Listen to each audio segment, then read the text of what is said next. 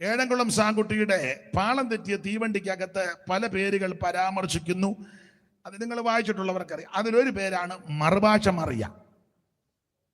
കാരണം നല്ലതുപോലെ മറുഭാഷ മറി. സ്ഥലവും സഭയൊന്നും പറയത്തില്ല. ഒരു സഭയിൽ ധാരാളം ശമുവേലുമാരുണ്ട്. അപ്പോൾ അതിലെ ഒരു ശൗമേലിന് പിള്ളേരായിരിക്കും ഇട്ട പേരാണ് വഴക്കാളി ശൗമേൽ. എപ്പോ യോഗത്തിന് വന്നാലും മഴക്കുണ്ടാക്കാതെ പോവുകയില്ല. സ്വഭാവം അനുസരിച്ച. വേറൊരു സഹോദരിയുടെ പേര് ഒരിക്കൽ ഒരാൾ പറഞ്ഞു, നൊണമേരിയുടെ വീട്ടിലാന്നോ യോഗം എന്ന് പറഞ്ഞാൽ തള്ള വന്നാൽ നുണയൊപ്പിക്കാതെ പോവുകയില്ല. ഇപ്പം മനസ്സിലാക്കാൻ വേണ്ടി ഞാൻ ഇത്ര ഒന്ന് പറഞ്ഞതേ ഉള്ളൂ. എതിരാളി ഇവൻ എതിർ ക്രിസ്തു, യേശു ക്രിസ്തുവിനെതിരാ പ്രവർത്തനവും പരിപാടിയും സകലതും. ആട്ടെ, നമ്മുടെ വിഷയം അതല്ലല്ലോ. അപ്പൊ രണ്ടാം ലേഖനത്തിലെ വിഷയം എതിർ ക്രിസ്തുവിന്റെ പ്രത്യക്ഷത. ഒന്നാം ലേഖനത്തിലെ വിഷയം യേശു ക്രിസ്തുവിന്റെ പ്രത്യക്ഷത. യേശു ക്രിസ്തു പ്രത്യക്ഷപ്പെട്ടു, ഇനിയും പ്രത്യക്ഷപ്പെടും. അപ്പോൾ ഒന്നാം ലേഖനത്തിൽ യേശു ക്രിസ്തുവിന്റെ പ്രത്യക്ഷത നമുക്കറിയാം. ഒന്നാം ലേഖനത്തിൽ 5 അധ്യായങ്ങളുണ്ട്. 5 അധ്യായങ്ങളിലും പൗലോസ് വളരെ സ്പഷ്ടമായിട്ട് രേഖപ്പെടുത്തി യേശു ക്രിസ്തു പ്രത്യക്ഷപ്പെടും. ക്രമത്തിൽ രണ്ടുപേരും കൂടെ വായിച്ചു തരണം. ഒന്നാം അധ്യായത്തിന്റെ 9ഉം 10ഉം വാക്യവും, രണ്ടാം അധ്യായത്തിന്റെ 19ാമത്തെ വാക്യവും, മൂന്നാം അധ്യായത്തിന്റെ 13ാമത്തെ വാക്യവും, നാലാം അധ്യായത്തിന്റെ 13 മുതൽ ഇപ്പോൾ വായിച്ച കുറുവാക്യം വരെയും, 5ആം അധ്യായത്തിന്റെ 23ാമത്തെ വാക്യങ്ങളും മാറി മാറി വായിച്ച് ക്രമത്തിൽ സഹായിച്ചാട്ടെ. ഞങ്ങൾക്കു നിങ്ങളുടെ അടുക്കൽ എങ്ങനെ ബായിക താത്തു വെക്ക്. ബായിക തടസ്സമായിട്ട് വരും. താത്തു വെക്ക്. അങ്ങനെ ഞങ്ങൾക്കു നിങ്ങളുടെ അടുക്കൽ എങ്ങനെയുള്ള പ്രവേശനം സാധിച്ചു എന്നും ജീവനുള്ള സത്യദൈവത്തെ സേവിപ്പാനും അവൻ മരിച്ചവരുടെ ഇടയിൽ നിന്ന് ഉയർപ്പിച്ച തന്റെ പുത്രനും വരുവാനുള്ള കോപത്തിൽ നിന്ന് നമ്മെ വിടുവിക്കുന്നവനുമായ യേശു സ്വർഗത്തിൽ നിന്ന് വരുന്നത്, വരുവാനുള്ള കോപത്തിൽ നിന്ന് നമ്മെ വിടുവിക്കുന്നവനായ യേശു സ്വർഗത്തിൽ നിന്ന് വരുമെന്ന് ഒരു താല്പര്യവും ഇല്ല. യേശു വരുമെന്ന്. വരുമേ തിരുവായി മൊഴിഞ്ഞവനരുളിയ പോൽ വചനം നിറവേറ്റാൻ വന്നു സഭയെ ചേർക്കുവാൻ വേഗം മഹിമയിലെടുപ്പാൻ കൊണ്ടുവിരുന്നു ശാലയിൽ പോയി ചേർത്ത് പന്തിയിലിരുത്താൻ കൊണ്ടുവിരുന്നു ശാലയിൽ പോയി ചേർത്ത് പന്തിയിലിരുത്താൻ.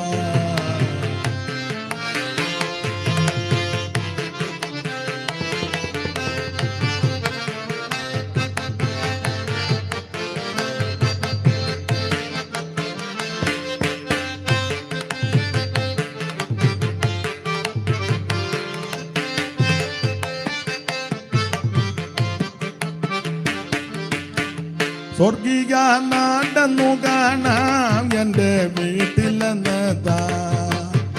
സ്വർഗീയ നാടെന്നു കാണാം എൻ്റെ വീട്ടിലെന്നതാ.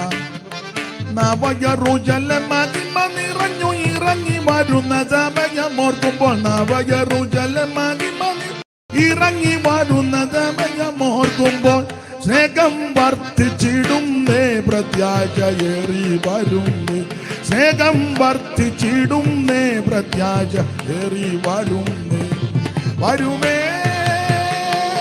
തിരുവായി മൊഴിഞ്ഞവൻ അരുളിയ പോൽ വചനം നിറവേറ്റാൻ വന്നു സഭയെ ചേർക്കുവാൻ വേഗം മഹിമയിലെടുപ്പാൻ കൊണ്ടുവിരുന്നു ശാലയിൽ പോയി ചേർത്ത് പന്തിയിലിരുത്താൻ. കൊണ്ടുവിരുന്നു ശാലയിൽ പോയി ചേർത്ത് പന്തിയിലിരുത്താൻ. കൊണ്ടുവിരുന്നു ശാലയിൽ പോയി ചേർത്ത്. കരമുയർത്തി ദൈവത്തിന് മഹത്വം കൊടുക്ക. അപ്പോൾ വരുവാനുള്ള കോപത്തിൽ നിന്ന് നമ്മെ വിടുവിക്കുവാൻ യേശു ക്രിസ്തു സ്വർഗത്തിൽ നിന്ന് വരും എന്ന് പറഞ്ഞാൽ ക്രിസ്തു യേശു പ്രത്യക്ഷപ്പെടും. ഇനി 2-ാം അധ്യായത്തിന്റെ 19ാമത്തെ വാക്യം വായിക്കാം. നമ്മുടെ കർത്താവായ യേശുവിന്റെ മുമ്പാകെ മുൻപാകെ അവന്റെ പ്രത്യക്ഷതയിൽ ഞങ്ങളുടെ ആശയോ സന്തോഷമോ പ്രശംസാ കിരീടമോ ആറാകുന്നു. അപ്പോൾ ഈ വാക്യത്തിലും വളരെ സ്പഷ്ടമായിട്ട് രേഖപ്പെടുത്തി യേശു ക്രിസ്തുവിന്റെ പ്രത്യക്ഷത. യേശു പ്രത്യക്ഷപ്പെടും. ഇനി 3-ാം അധ്യായത്തിന്റെ 13-ാമത്തെ വാക്യം, ഇതെല്ലാം നമുക്ക് അറിവുള്ള വാക്യമാവുന്നോട് ഓർപ്പിക്കുന്നേ ഉള്ളൂ. ഇങ്ങനെ നമ്മുടെ കർത്താവായ യേശു തന്റെ സകല വിശുദ്ധന്മാരുമായി വരുന്ന പ്രത്യക്ഷത. ഒറ്റ വാക്യം പറഞ്ഞാൽ ഈ പ്രത്യക്ഷത അവിടുത്തെ 2-ാം വരവിന്റെ 2-ാം ഘട്ടമാണ്. നമുക്ക് ആ ഭാഗത്തേക്കൊക്കെ പിന്നീട് വരാം. അപ്പോൾ 3-ാം അധ്യായത്തിന്റെ 13-ാമത്തെ വാക്യത്തിലും വളരെ സ്പഷ്ടമായിട്ട് രേഖപ്പെടുത്തി യേശു ക്രിസ്തു പ്രത്യക്ഷപ്പെടും. ഇനി 4-ാം അധ്യായത്തിന്റെ 13 മുതൽ ഉള്ള തിരുവെഴുത്തുകൾ വായിക്കാം. സഹോദരന്മാരെ, നിങ്ങൾ പ്രത്യാശയില്ലാത്ത മറ്റുള്ളവരെ പോലെ ദുഃഖിക്കാതിരിക്കേണ്ടതിന് നിദ്ര കൊള്ളുന്നവരെ കുറിച്ച് അറിവില്ലാതിരിക്കരുത് എന്ന് ഞങ്ങൾ ആഗ്രഹിക്കുന്നു. യേശു മരിക്കുകയും ജീവിച്ചെഴുന്നേൽക്കുകയും ചെയ്തു എന്ന് നാം വിശ്വസിക്കുന്നു എങ്കിൽ അങ്ങനെ തന്നെ ദൈവം നിദ്ര കൊണ്ടവരെയും യേശു മുഖാന്തരം അവനോടുകൂടെ വരുത്തും. കർത്താവിന്റെ പ്രത്യക്ഷത വരെ ജീവനോട് ശേഷിക്കുന്നവരായ നാം നിദ്ര കൊണ്ടവർക്ക് മുൻപാകയില്ല എന്ന് ഞങ്ങൾ കർത്താവിന്റെ വചനത്താൽ നിങ്ങളോട് പറയുന്നു. കർത്താവ് താൻ ഗംഭീരനാദത്തോടും പ്രധാന ദൂതന്റെ ശബ്ദത്തോടും ദൈവത്തിന്റെ കാഹളത്തോടും കൂടെ സ്വർഗത്തിൽ നിന്ന് ഇറങ്ങി വരികയും ക്രിസ്തുവിൽ മരിച്ചവർ മുൻപ് ഉയർത്തെഴുന്നേൽക്കുകയും ചെയ്യും. പിന്നെ ജീവനോട് ശേഷിക്കുന്ന നാം അവരോട് ഒരുമിച്ച് ആകാശത്തിൽ കർത്താവിനെ എതിരേൽപ്പാൻ മേഘങ്ങളിൽ എടുക്കപ്പെടും. ഇങ്ങനെ നാം എപ്പോഴും കർത്താവിനോട് കൂടെ ഇരിക്കും. ഈ വചനങ്ങളെ കൊണ്ട് അന്യോന്യം ആശ്വസിപ്പിച്ചുകൊള്ളി. അപ്പോൾ ഇവിടെയും യേശു ക്രിസ്തു പ്രത്യക്ഷപ്പെടുമെന്നാണ് 4-ാം അധ്യായത്തിന്റെ 13 മുതൽ 18 വരെയുള്ള തിരുവെഴുത്തുകളിൽ വളരെ സ്പഷ്ടമായിട്ട് രേഖപ്പെടുത്തിയിരിക്കുന്നത്. ഇനി 5-ാം അധ്യായത്തിന്റെ 23-ാമത്തെ വാക്യം, സമാധാനത്തിന്റെ ദൈവം തന്നെ നിങ്ങളെ മുഴുവനും ശുദ്ധീകരിക്കുമാറാകട്ടെ. നിങ്ങളുടെ ആത്മാവും പ്രാണനും ദേഹവും അശേഷം നമ്മുടെ കർത്താവായ യേശു ക്രിസ്തുവിന്റെ പ്രത്യക്ഷതയിൽ അനന്യമായി വെളിപ്പെടും വണ്ണം കാക്കപ്പെടുമാറാകട്ടെ. അപ്പോൾ അവിടെ സമാധാനത്തിന്റെ ദൈവം തന്നെ നിങ്ങളെ മുഴുവനും ശുദ്ധീകരിക്കുമാറാകട്ടെ. ശുദ്ധീകരിക്കുമാറാകട്ടെ. നിങ്ങളുടെ ആത്മാവും പ്രാണനും ദേഹവും അശേഷം നമ്മുടെ കർത്താവാകുന്ന യേശു ക്രിസ്തുവിന്റെ പ്രത്യക്ഷത. അവിടെയും ക്രിസ്തു പ്രത്യക്ഷപ്പെടും. ഇടയ്ക്ക് കയറി പറയാം, ഞാനും നിങ്ങളും ആരാധിക്കുന്ന ദൈവം സമാധാനത്തിന്റെ ദൈവമാണ്. തിരുവചനത്തിൽ അങ്ങനെ ഓർപ്പിക്കുന്നത്, ക്രിസ്തു നമ്മുടെ സമാധാനം. അതുകൊണ്ട് സമാധാനം കിട്ടാൻ മദ്യത്തിന്റെ പുറകെ പോകരുത്, മയക്കുമരുന്നിന്റെ പുറകെ പോകരുത്, ലഹരി പദാർത്ഥം അതൊക്കെ അല്പനേരത്തെ സുഖം തരുന്നെന്ന് പറയുന്നു. ഉപയോഗിക്കാത്തതുകൊണ്ട് അറിയത്തില്ല കൃത്യമായിട്ട്, എങ്കിലും ഉപയോഗിച്ചിട്ടുള്ളവര് അങ്ങനെ പറയുന്നത്. ഞങ്ങളുടെ ഒരു ഉപദേശം പറയുന്നത് ഒരു പിമ്പിരിയാണ്, എനിക്കറിയത്തില്ല. അപ്പൊ എന്തായാലും കൊള്ളാം, ഇതെല്ലാം താൽക്കാലിക സുഖങ്ങളാ തരുന്നത്. സ്തോത്രം. എഴുത്തച്ഛൻ രാമായണത്തിലെ പണ്ട് സ്കൂളിൽ പഠിച്ചത് ഒരു വരി കൊടുത്തിട്ടുണ്ട്. ഭോഗങ്ങളോരോ ജനപ്രഭാചഞ്ചലം വേഗേന നഷ്ടമായുസുമോർക്ക നീ വഗ്നി സംതപ്ത ലോകസ്ഥാംബു ബിന്ദുന സന്നിപം മർത്യജന്മം രണഭങ്കുരം മയമായി പരിണാമിയായൊരു കായം വികാരിയായുള്ള നിരുദ്രുവം ദേഹോഭിമാനം നിമിത്തമായുണ്ടായ മോഹേന ലോകം ദഹിപ്പിപ്പതിന്നു നീ മാനകതാര നിരൂപിച്ചതെന്തവജ്ഞാനമല്ല ഇതെന്നറിയ നീ. ലക്ഷ്മണോപദേശമാണ്. അപ്പൊ അതിലെ ആദ്യത്തെ വരി, ഭോഗങ്ങൾ ഓരോ ക്ഷണപ്രഭാചഞ്ചലം. ഇവിടുത്തെ ഇതെല്ലാം ക്ഷണപ്രഭയാ. ഈ മിന്നൽ പിണര് പോലെ അധിക നേരം മിന്നൽ ഒത്തിരി നേരം നിൽക്കുന്നില്ലല്ലോ. കുടിച്ചു കഴിയുമ്പോൾ കണ്ടമാനം അടിച്ച്, പിള്ളേരുടെ ഭാഷ പറഞ്ഞ എന്താ അതിന് പറഞ്ഞത്, വേറെ ഭാഷയാ പറഞ്ഞത്, അടിച്ച് ആർക്കും ഒന്നും അറിയാൻ മേല അടിച്ച് നീ ഇതിലെ കോൺ തെറ്റി നടന്നതാ. യേശു നിന്നെ രക്ഷിച്ചതാ. ഇതിനകത്ത് വന്നിട്ടും ചിലർ അടിച്ചവര് ആ കണ്ണും ചെറിയൊക്കെ കാണുമ്പോ അറിയാം. പിന്നെ ആരും തീർത്ത് പറയുന്നില്ലെന്നേ. അപ്പൊ എന്തായാലും കൊള്ളാം, മദ്യം അല്പസമയത്തെ സുഖമാണ്, അതെല്ലാം അങ്ങനെ തന്നെ. എന്നാൽ സാക്ഷാൽ സമാധാനം യേശു ക്രിസ്തുവാണ്. യേശു ക്രിസ്തുവിൽ കൂടി മാത്രമാണ് മനുഷ്യവർഗത്തിന് സമാധാനം. ക്രിസ്തു നമ്മുടെ എന്ന് പറഞ്ഞാൽ യേശു ക്രിസ്തു കൊല്ലുന്ന ദൈവമല്ല, നിന്നെ സംഹരിക്കുന്ന ദൈവമല്ല.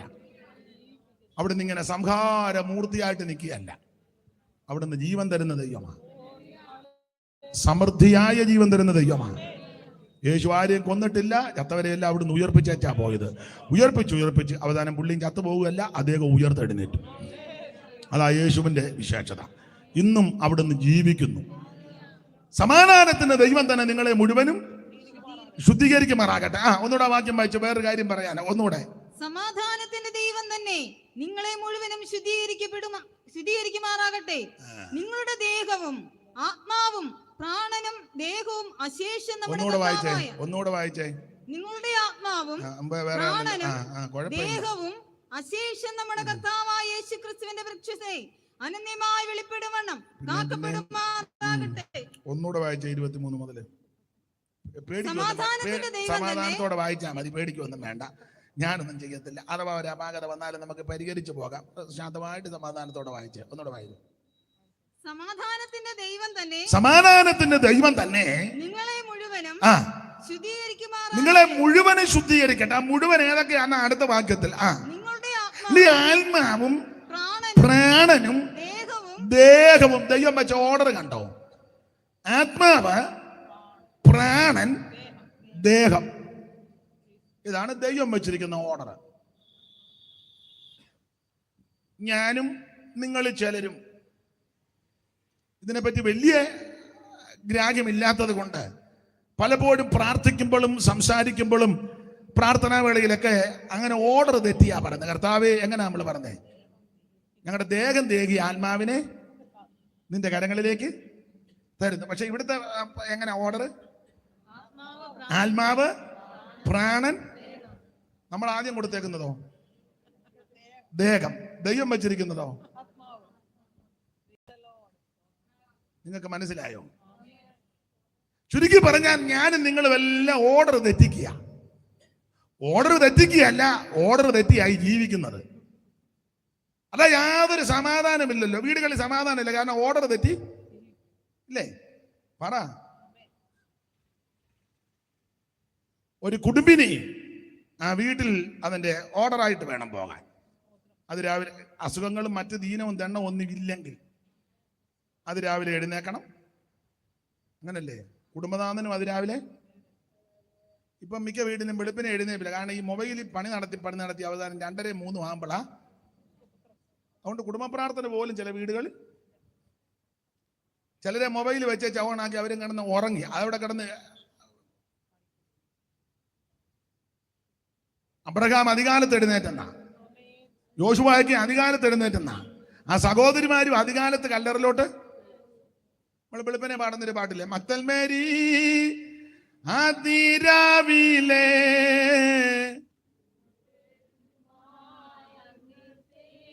സഹോദരിമാര് പാടിക്കുക, പാട്ടറിയാവുന്നറിയട്ടെ, ഒന്ന് എടുത്ത് പാടിക്കേ.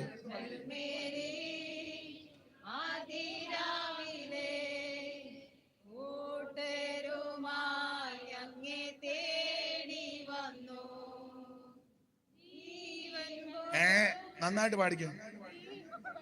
മക്തൽമേരി അതിരാവിലെ കൂട്ടരു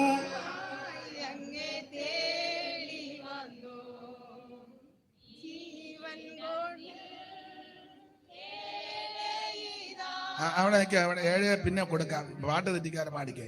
മക്തൽമേരി അതിരാവിലെ കൂട്ടരുമായങ്ങേ.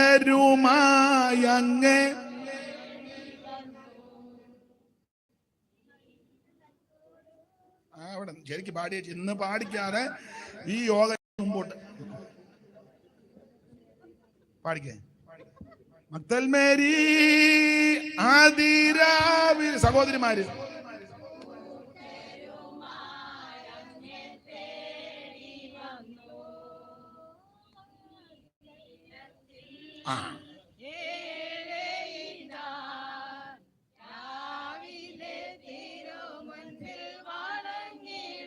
ആട്ടെ, ദൈവം നിങ്ങളെ അനുഗ്രഹിക്കട്ടെ. ഈ ചിലയിടത്ത് എല്ലാവരുമല്ല, നിങ്ങൾ ചില പാട്ടുകാരെയൊക്കെ ശ്രദ്ധിച്ച് എല്ലാം ശ്രദ്ധിക്കത്തില്ല. അടുത്ത കാലത്ത് നിങ്ങൾ അത് ഏത് വർഷമാണ് ഞാൻ കഴിഞ്ഞ ഈ കോവിഡ് തുടങ്ങുന്നതിന് മുമ്പാ, കുമ്പനാട്ട് തന്നെ അന്നാ എൻ്റെ ഓർമ്മ. അടിയിച്ച് പെരുക്കി പാടുക, ഭയങ്കര അന്തരീക്ഷമാണ്. അപ്പൊ പാടുന്ന ശ്രദ്ധിക്കുന്നില്ല, അതുകൊണ്ടാണ് എല്ലാം. അതിന് പ്രത്യേക സംഗീതം, പിന്നെ അതിന്റെ ലീഡറിന് എന്ത് വേറെ പേര് കൊടുക്കല്ലോ, എന്തുവാ വർഷിപ്പിൽ, അതൊക്കെ ഈ ആടുന്ന സമയത്തൊക്കെ വന്നത്. അത് പോട്ടെ. മ്യൂസിക് ഡയറക്ടർ, മ്യൂസിക് അപ്പൊ ഡയറക്ടറും കൂടെ നിന്ന് പാടുക. നിങ്ങൾ ശ്രദ്ധിച്ചോണം, അത് ഏത് വർഷമാണെന്ന് ഞാൻ ഓർക്കുന്നില്ല. തൻ തിരുനാമത്തിനായി മുമ്പിൽ നിന്നകൽ സാഗിച്ചവരെ, തൻ തിരുനാമത്തിനായി മണ്ണിൽ നിന്നകൽ സാഗിച്ച. നിങ്ങളെ കറക്റ്റ് പാടി. അപ്പൊ അവിടെ പാടുക, തൻ തിരുനാമത്തിനായി മണ്ണിൽ നിന്നകൽ സാഗിച്ചവരെ വന്നു ബന്ധിതരാക്കി അധർമ്മികള അവർക്ക് അന്തം വരൂ. അടിയിച്ച് പെരുക്കി പാടുക. പാടുന്നവനും വെളിവില്ല, മ്യൂസിക് ഡയറക്ടർക്കും യാതൊരു അതിന് ബോധവേ ഇല്ല. കാരണം പുസ്തകത്തിലും അങ്ങനെ വാക്യം, അവർക്കൊരു ബോധവും ഇല്ലെന്ന്. അതേസമയം പഴയ പിതാക്കന്മാരൊക്കെ ഉണ്ടായിരുന്നെങ്കിൽ അവരന്നാലും അത് കറക്റ്റ് ചെയ്യും. അത് പാടി ആത്മാവിൽ അങ്ങ് നൃത്തം ചെയ്യുക. ഇതെല്ലാം കൂടെ വെച്ച് അടിച്ചു പെരുക്കി. ഇനി അറിയാവുന്ന രണ്ടുപേരിടയ്ക്കുണ്ടെങ്കിൽ അവർക്ക് പറയാൻ വിടവ് പോലും കൊടുക്കുകയില്ല. അഥവാ പറഞ്ഞ ബൈക്കുട്ടി അങ്ങനെ മിണ്ടാതിരിക്കുക, അന്തരീക്ഷം കെടുത്തരുത്, സാന്നിധ്യം. അവിടെ നമ്മുടെ വിഷയത്തിൽ വരാം. അപ്പൊ ശ്രദ്ധിക്കുക, അതിരാവിലെ എഴുന്നേറ്റു. അപ്പൊ രാവിലെ ദൈവസന്നിധി എഴുന്നേക്കുന്നത് നല്ലതാണ്. അപ്പൊ എവിടെയും ഓർഡർ തെറ്റിക്കരുത്. ഒരു വീടിന് അതിന്റെ ഓർഡർ ഉണ്ട്, ഒരു സഭ അതിന് അതിൻ്റെതായ ഓർഡറിൽ പോകണം, ഒരു ശുശ്രൂഷ അത് അതിന്റെ ഓർഡറിൽ പോകണം. പൗലോസ് വളരെ സ്പഷ്ടമായിട്ട് പറഞ്ഞു, ഉചിതമായിട്ടും ക്രമമായിട്ടും. അങ്ങനെ ആ പുസ്തകത്തിലെ വാക്യം, ഉചിതമായിട്ടും ക്രമമായി. ഡീസലി അതിന്റെ ഓർഡറിൽ നിന്നാണ് കൊടുത്തിരിക്കുന്നത്. എല്ലാം ഉചിതമായിട്ടും ക്രമമായിട്ടും അതിന്റെ ഓർഡറിൽ പോകണം. ഇത് ചിലയിടത്ത് യാതൊരു ഓർഡറില്ല. ഇവിടെ ദൈവം വച്ചിരിക്കുന്ന ഓർഡർ കണ്ടോ? നിങ്ങളുടെ ആത്മാവും പ്രാണനും ദേഹവും, അതാ ദൈവത്തിന്റെ ഓർഡർ. പക്ഷെ നമ്മൾ നേരെ തല തിരിച്ച ദേഹം ദേഹി ആത്മാവ്. വചനത്തിന്റെ ചിട്ട ഓർഡർ ആദ്യം ആത്മാവിന് പ്രഥമ സ്ഥാനം, പിന്നെ ദേഹി, ഒടുവിൽ ദേഹം. നമ്മൾ ആദ്യം ദേഹത്തിനാ. ഈ കാനോച്ചൻ പറഞ്ഞ ഒരു കാര്യം ഞാനിപ്പോ കടമെടുക്കുക. ബഹുമാനപ്പെട്ട അച്ഛൻ നല്ല പ്രയോഗങ്ങൾ നടത്തും, അത് വളരെ നല്ലതാണ്. അച്ഛൻ ഒരിക്കൽ പറഞ്ഞു, ഞാനും നിങ്ങളുമെല്ലാം ആത്മരക്ഷയില തുടങ്ങിയത്. നമ്മുടെ തുടക്കം അങ്ങനായിരുന്നു. എങ്ങനെ? ആത്മരക്ഷ. ഇറങ്ങിയപ്പം ആരെ കണ്ടാലും സുവിശേഷം പറയും, ഒരു ലഘുലേഖയെങ്കിലും കൊടുക്കും. അവസരം കിട്ടിയ ഒരു വീട്ടിൽ കയറി യേശുവിനെ പറ്റി പറയും. ബസ് യാത്ര ചെയ്യുമ്പോൾ അടുത്തിരിക്കുന്ന ഒരാളിനെ സംസാരിക്കാൻ സാവകാശം ലഭിച്ച സുവിശേഷം പറയും. എവിടെ പോയാലും അന്ന് യോഗത്തിനാണെങ്കിലും നമ്മൾ 10 മണിക്കത്തെ സഭായകമാണെങ്കിൽ 9:45 പെയ്ത്തോമിൽ എത്തും. മുട്ടയിലിരിക്കും. ഇപ്പോൾ ആ കസേര സാഹചര്യമൊക്കെ ആയതുകൊണ്ടായിരിക്കാം, ഞാൻ എതിർക്കുന്നില്ല. മുട്ടയിലിരിക്കും, പ്രാർത്ഥിച്ചങ്ങോട്ട് നിർത്തിയ ഉടനെ പാട്ട് പാടും. ആത്മരക്ഷയിലാണ് തുടങ്ങിയത്. അന്നൊക്കെ സാക്ഷ്യം പ്രസ്താവിക്കുമ്പോൾ നല്ല സാക്ഷ്യങ്ങൾ കേൾക്കാം. സാക്ഷ്യത്തിനുള്ള സമയമാണെന്ന് പറയുമ്പോൾ പഴയ അമ്മച്ചിമാരൊക്കെ നല്ല വെടിച്ചില് പോലെ പാട്ട് പാടി അങ്ങോട്ട് എഴുന്നേക്കുന്നത്. അത് കേൾക്കാനും ഒരു അനുഗ്രഹമാണ്, സാക്ഷ്യം ഒരു വളരെ അനുഗ്രഹമാണ്, വിടുതല. അന്നത്തെ സാക്ഷ്യം ഇന്നത്തെ സാക്ഷ്യം ഞാനങ്ങ് പറയുക, ഞാൻ എന്നെയും കൂടെ പ്രതിയാക്കുക. അന്നത്തെ സാക്ഷ്യം ഇങ്ങനെ, കഴിഞ്ഞ ആഴ്ചകളിലൊക്കെ സുഖമില്ലാതെ വളരെ ഭാരപ്പെട്ടു. വെള്ളിയാഴ്ച അസുഖം വല്ലാതെ മൂർച്ഛിച്ചു. ശനിയാഴ്ച ആമൻ എൻ്റെ ജീവൻ പോകുമെന്ന് പോലും ഞാൻ കരുതി. പക്ഷേ പിള്ളേരും അച്ചായനും കൂടെ പ്രാർത്ഥിച്ചു. ഉപദേശി ആളിനെ വിട്ട് വിളിപ്പിച്ചെന്ന് ഫോണില്ല, ആള് വിട്ട് വിളിപ്പിച്ചു. ഉപദേശി രാത്രി വന്ന് പ്രാർത്ഥിച്ചു. ഞങ്ങളെല്ലാം കൂടെ ജാഗരിച്ച് പ്രാർത്ഥിച്ചു. യേശു എന്നെ സൗഖ്യമാക്കി.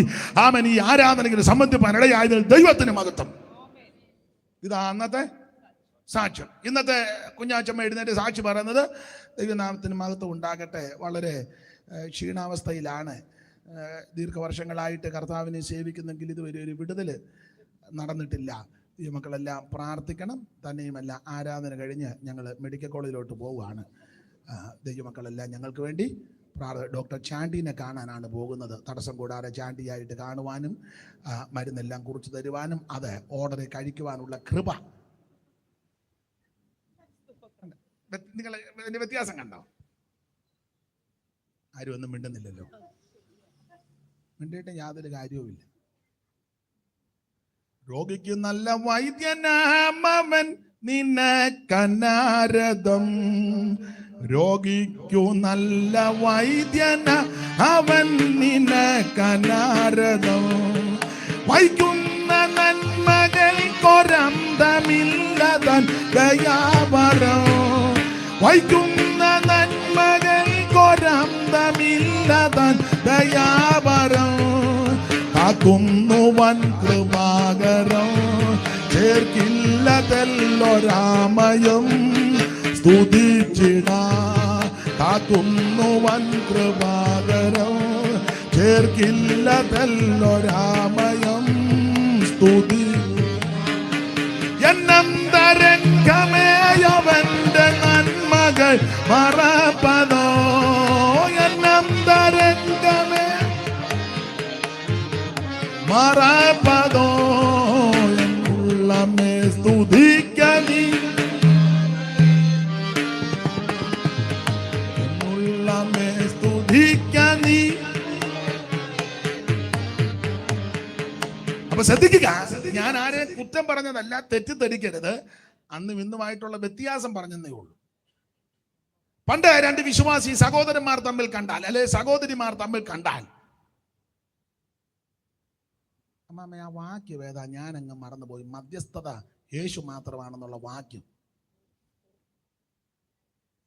സ്തോത്രം. ആ കിഴക്കോട്ട് നിന്ന് പ്രാർത്ഥിക്കുന്നത് സൂര്യനോടാണെന്നുള്ള വാക്യം ഞാൻ അങ്ങ് മറന്നുപോയി. ഇത് പണ്ട് ഉദാഹരണമാണ്. രണ്ട് വിശ്വാസി തമ്മിൽ കണ്ട ഇതാ. ഇപ്പൊ ചോദിക്കുന്നേ, പാസ്റ്റർ ആ ഡോക്ടറുടെ പേരേതാ നിങ്ങൾ പോകുന്നേ? ആ മരുന്നിന്റെ പേര് അത് പിന്നെ പനിക്ക് ഡോളയാണോ അതാ പിന്നെ പാരസെറ്റമോളാണോ?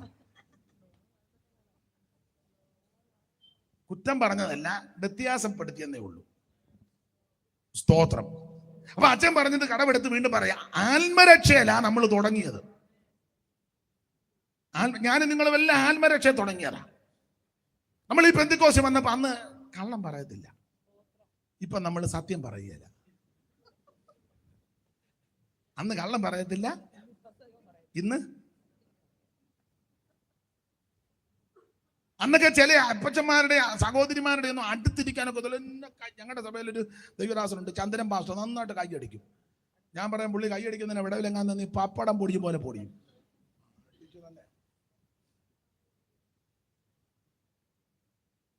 സ്തോത്രം. ഇപ്പൊ അങ്ങനെ ഈ ഞാൻ നിങ്ങളെ കുറ്റം പറയല്ലോ കേട്ടോ, ഞാനും പ്രതിയായിട്ടാ. ഇപ്പൊ അങ്ങനെ കൈയടിച്ചൊരു ആരാധന ചിലടങ്ങൾ എല്ലാം ഇങ്ങനെ ഇങ്ങനെ നിൽക്കുക, ഈ തൂങ്ങിച്ചത്തതുപോലെ. ജീസസ്.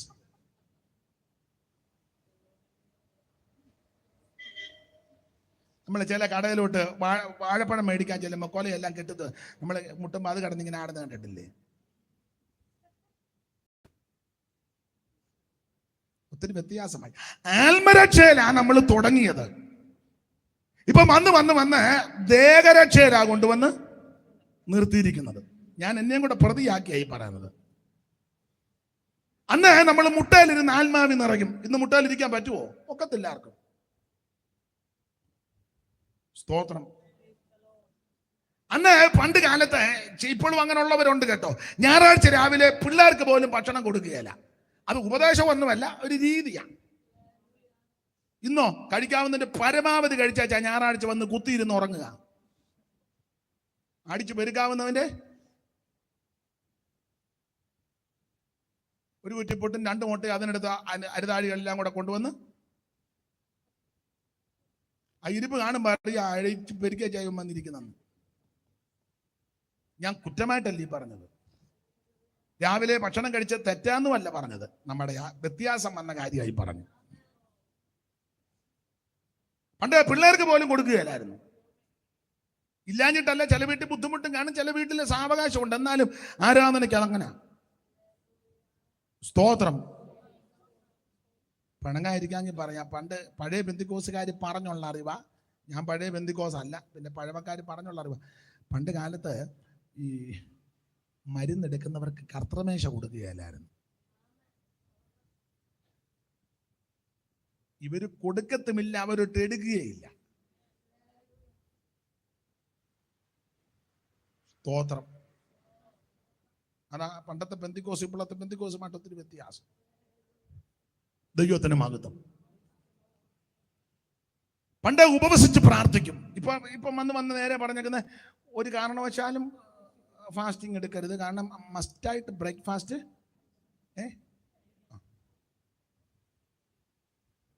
ആൾക്കാരങ്ങനെ നമ്മൾ പേടിപ്പിക്കുകയും ചെയ്യും. കുറഞ്ഞ പക്ഷം ഒരു ബിസ്ക്കറ്റ് എങ്കിലും കഴിക്കണം. നടക്കുന്ന കേസല്ലെന്നാ അവർ പറയുന്നത്. ഒത്തിരി വ്യത്യാസമാണ്. ഞാൻ ആ ഭാഗത്തേക്ക് പോകുന്നില്ല, വെറുതെ എന്തിനാ ഇവിടെ വന്ന് ആകെ ഒരു ദിവസത്തെ യോഗം ആരോഗ്യം ഉണ്ടാക്കി പോകണ്ട. വ്യത്യാസമാണ്. ആദിമാസ്നേഹവും ജീവനും ത്യാഗവും മാഞ്ഞുമോ, ആദിമാസ്നേഹവും ജീവനും ത്യാഗവും മാഞ്ഞുമോ, ദൈവവിശ്വാസമോ കേവലം പേനു മാത്രമാ, വന്നാലും നിന്നാലയേ തന്നാലും ഈ ഭാവിയേ, വന്നാലും നിന്നാലയേ തന്നാലും ഈ ഭാവിയേ, തവ വാഗ്ദത്തം പോൽ സ്വർഗ താതാ, ഈ യോഗാന്ത്യവേളയിൽ വാനിൽ നിന്നും ഞങ്ങളെ ഉണർവാനുൾകയും നേരം, ആത്മതേജസ്സിനാലേ നേവാ, ഈ യോഗാന്ത്യവേളയിൽ വാനിൽ നിന്നും ഞങ്ങളിൽ ഉണർവാനുൾകയും.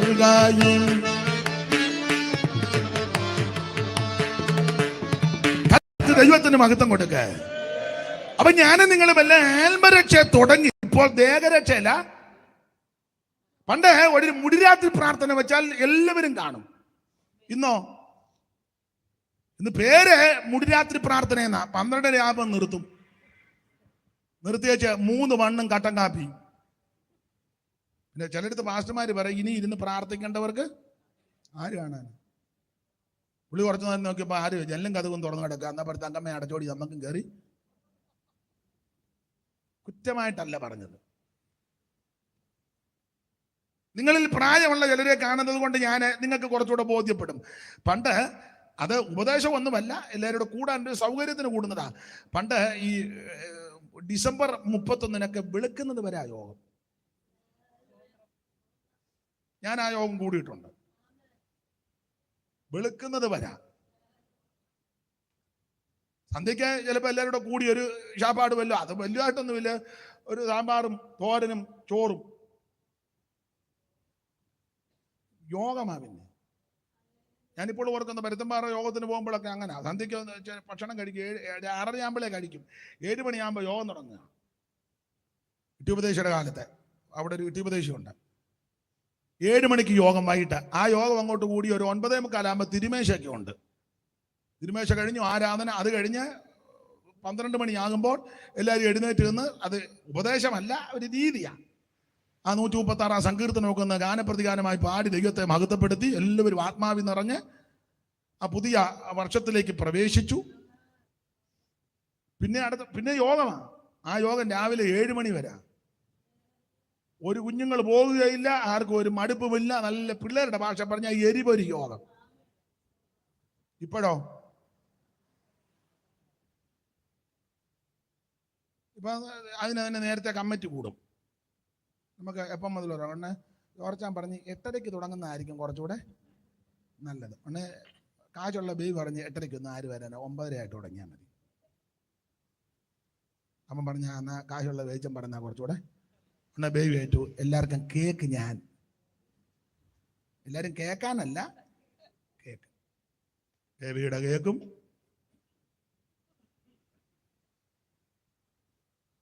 നിങ്ങൾക്ക് മനസ്സിലാകുന്നുണ്ടോ? ഓരോരുത്തർ ഓരോ നേക്കുക. എപ്പം നിർത്തണം? പക്ഷേ 12:30, ഒരു 12:20 കൂടി അങ്ങ് നിർത്തുന്നതായിരിക്കും. ഷുഗർ ആണെന്നതിൽ ഒരു 3 പീസ് കേക്കും. കുറ്റമല്ലി പറഞ്ഞത്, ഒത്തിരി വ്യത്യാസമായെന്നായി പറഞ്ഞത്. നമ്മളതിനെല്ലാം ഒത്തിരി ഉപാധി കണ്ടുപിടിച്ചിട്ടുണ്ട്. അതിനെ മുടിരാത്രി ഇരുന്ന അയ്യോ അങ്ങനെ ഡോക്ടർ പറഞ്ഞ ഒരു കാരണവശാലും പാസ് ഉദ്ദേശിക്കും പോലല്ല, അങ്ങനെ ഇരിക്കാൻ ഒക്കത്തില്ല. ഞാൻ ചിലരെ വീക്ഷിച്ചിട്ടുണ്ട്. ചില സംഭവങ്ങൾ അറിയാതിന്റെ വെളിച്ചത്തില. സഭാകളിലൊരു മുടിരാത്രി പ്രാർത്ഥന വെച്ചാൽ അമ്മാമ്മയ്ക്ക് ഇരിക്കാൻ ഒക്കത്തില്ല, അച്ചായനും വയ്യ. ഓക്കെ, ഉദാഹരണമായി പറയാനേ, ചില സംഭവങ്ങളുടെ വെളിച്ചത്തില. അങ്ങനെ ഇരുന്നപ്പോൾ നിങ്ങൾ തെറ്റിദ്ധരിക്കരുത്. മൂത്ത മകളെ വിവാഹം ചെയ്തു. അവരുടെ കുടുംബജീവിതം ദൈവം അനുഗ്രഹിച്ചു. അവള് പ്രഗ്നന്റ് ആയി. അപ്പോൾ വീട്ടിൽ വന്നു നിന്നു. ഡേറ്റ് ഡോക്ടർ പറഞ്ഞു. അത് ശ്രദ്ധിച്ചിരുന്നു. പക്ഷേ പറഞ്ഞ ഡേറ്റിന്റെ ഒരാഴ്ചക്ക് മുമ്പ് സന്ധ്യ ആയപ്പോൾ മോൾക്ക് ഒരു പെയിൻ. മാതാപിതാക്കൾ കടമകളുണ്ട്. ഉടനെ അവളെയും കൂട്ടി കാർ എടുത്ത്, അല്ലെങ്കിൽ ഡ്രൈവർ ഉണ്ട്, ഡ്രൈവർ ഇല്ലേ റെന്റിനാന്ന് വിളിച്ചു, ടാക്സി വിളിച്ചു. അവളുമായിട്ട് ഹോസ്പിറ്റലിൽ പോയി. ഇവിടുത്തെ ഹോസ്പിറ്റൽ ഏതാ മെയിൻ? പൊയ്യാനി. ഇവിടെ നിങ്ങൾക്ക് മനസ്സിലാകുന്ന പൊയ്യാനി ചെന്നു. അപ്പൊ അവളെ വേദന കൊണ്ട് കരയുന്നുമുണ്ട്, ഇടയ്ക്ക് ഞരങ്ങുന്നുമുണ്ട്. അവളെയും കൊണ്ട് കിടത്തിക്കൊണ്ട് അവർ തള്ളിക്കൊണ്ട് അങ്ങ് പോയി. തള്ളയുടെ കയ്യിലൊരു കൂടും അപ്പൻ്റെ കയ്യിലൊരു ഫ്ലാസ്കും. ഞാൻ ഉദാഹരണമാണ്. ഉടനെ ഹെഡ് നേഴ്സ് വന്ന് പറഞ്ഞു, അവിടെ ഇരുന്നോണം, എപ്പോൾ വിളിച്ചാലും മോടെ കൂടെ. എൻ്റെ മോളാ. നമ്മളാരാ? ഞാൻ അമ്മയാ. രണ്ടുപേരും അവിടെ ഇരുന്നോണം, ഞങ്ങൾ പറയാതെ വെളിയിലോട്ട് എപ്പോൾ വിളിച്ചാലും പറഞ്ഞേച്ചാൽ അവർ കയറി. രാത്രി 2:30 വിളിച്ചില്ല, കുത്തിയിരിക്കുക. നിനക്ക് സഭാകോളി വന്നിരിക്കാനല്ലേ ബുദ്ധിമുട്ട്? പൊയ്യാനിയുടെ ബെഞ്ചെ കൊതുകടി കൊണ്ടോണ്ടിരിക്കാൻ വേണേ സ്വോത്രം പറയാൻ. സ്വോത്രമല്ല അങ്ങടെ ഇരിക്കല്ലേ. 2:30 ആയപ്പം അപ്പം പറഞ്ഞ് ചോദിച്ച എന്നാന്ന്. പിന്നെ തള്ള പമ്മി ഗ്ലാസിൻ്റെ അവിടെ കൂടെ നോക്കിയപ്പം മുഴുവൻ പച്ച പുതപ്പ് പുതച്ച് എല്ലാവരും ഇട്ടേക്കുന്നു. അന്നേരം നേഴ്സ് വന്ന് എന്നെ ഇവിടെ മാർക്ക് നിൽക്കുന്നു, അവിടെ പോയിരിക്കും, വിളിക്കാമല്ലോ. ഉടനെ വന്ന് അവിടെ വെളുപ്പിനെ 3:30 ആയപ്പോൾ ചോദിച്ചു, എങ്ങനുണ്ട് സിസ്റ്ററെ? ഒന്നും പറയാറായിട്ടില്ല, അവിടെ പോയി. ഞാൻ നിർമ്മിത കഥ പറഞ്ഞതല്ല. രാവിലെ 7 മണി വരെ കൊതുകടിയും കൊണ്ട്. ഇടയ്ക്ക് വന്ന് നേഴ്സ് പറഞ്ഞു, ഒരു 8 കുപ്പി രക്തം കരുതിക്കോണമെന്ന് വെളുപ്പിനെ. അപ്പൻ ഉറക്കമില്ല, അറിയാവുന്നവരെ മുഴുവൻ വിളിച്ചു. അവരുടെ ഉറക്കവും കെടുത്തി. അവനും യോഗത്തിന് വരാത്തവനാ. നിന്റെ കാര്യം ഇതൊക്കെ തന്നെ. നിങ്ങൾക്ക് മനസ്സിലാകുന്നുണ്ടോ? രാവിലെ 10:30 പല്ല് പോലും തേക്കാതെ ബെഞ്ചിലിരിക്കുക. കാരണം എപ്പോഴാ വിളിക്കുന്നെന്ന്. ഉച്ചയ്ക്ക് 2 മണിയായി പറഞ്ഞു, സിസേറിയൻ നടത്താൻ പോവാം.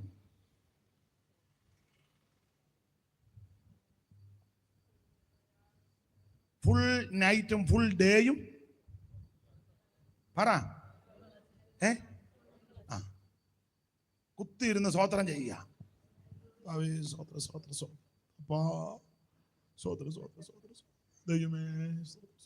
നേഴ്സ് വരുന്നുണ്ടാന്നേ നോക്കുന്നത്. അങ്ങനെ കുത്തിയിരിക്കുന്നത് എന്നെ ചൊരിക്കിരുത്തും. ആർക്കും അങ്ങനെ വരാതിരിക്കട്ടെ. ഞാൻ ഉദാഹരണം പറഞ്ഞതാ. ദൈവത്തിന് മഹത്വം. കൈയടിക്കാൻ പറഞ്ഞ ചില അപ്പന്മാര്, സഭയിലുള്ള പഴയ അപ്പന്മാര് കൈയടിക്കത്തില്ലല്ലോ. ഒരു പാട്ട് പാടിയാൽ ഇങ്ങനെ ഇരിക്കും, ഇടയ്ക്കിടയ്ക്ക് പോകും. അവസാനം നിങ്ങൾ ശ്രദ്ധിച്ചിട്ടില്ലേ? അവസാനം ഈ വാദം പലതുണ്ട്, ഇതിൽ വെട്ടുപാറ എപ്പോഴും അടിച്ചിരിക്കുക. അതേ വാദത്തിന്റെ അസുഖമാണ്. മറ്റ് പണ്ട് സഭയിൽ വന്ന പാട്ട് പാടുമ്പോ ഒന്ന് അടിച്ചാൽ മതി. ഇപ്പത്തെ കറിയാച്ചൻ എപ്പോഴും അടിച്ചിരിക്കുക. നിന്നെ ദൈവം വിടുവോ? ഞാൻ അടിച്ച് നിന്റെ ഇടപാട് തീർക്കും ദൈവം. യോഗത്തിന് വരുമ്പോൾ സ്തോത്രം പറഞ്ഞാൽ മതിയായിരുന്നു. സ്തോത്രം, ഹല്ലേലൂയ, ഗ്ലോറി, അത് പറയത്തില്ല. അവസാനം ബോധം നഷ്ടപ്പെട്ട് ഇപ്പൊ പുതിയൊരു അസുഖമുണ്ടല്ലോ, ആവശ്യമില്ലാത്ത എല്ലാം വിളിച്ചു പറയും, തെറിയൊക്കെ പറയുന്ന അസുഖത്തിന് ഇവര് പേരിട്ടിട്ടുണ്ട്. അൽഷിമേഴ്സ് അല്ല, അതല്ല, അതിന് തെറിയൊന്നും പറയത്തില്ല.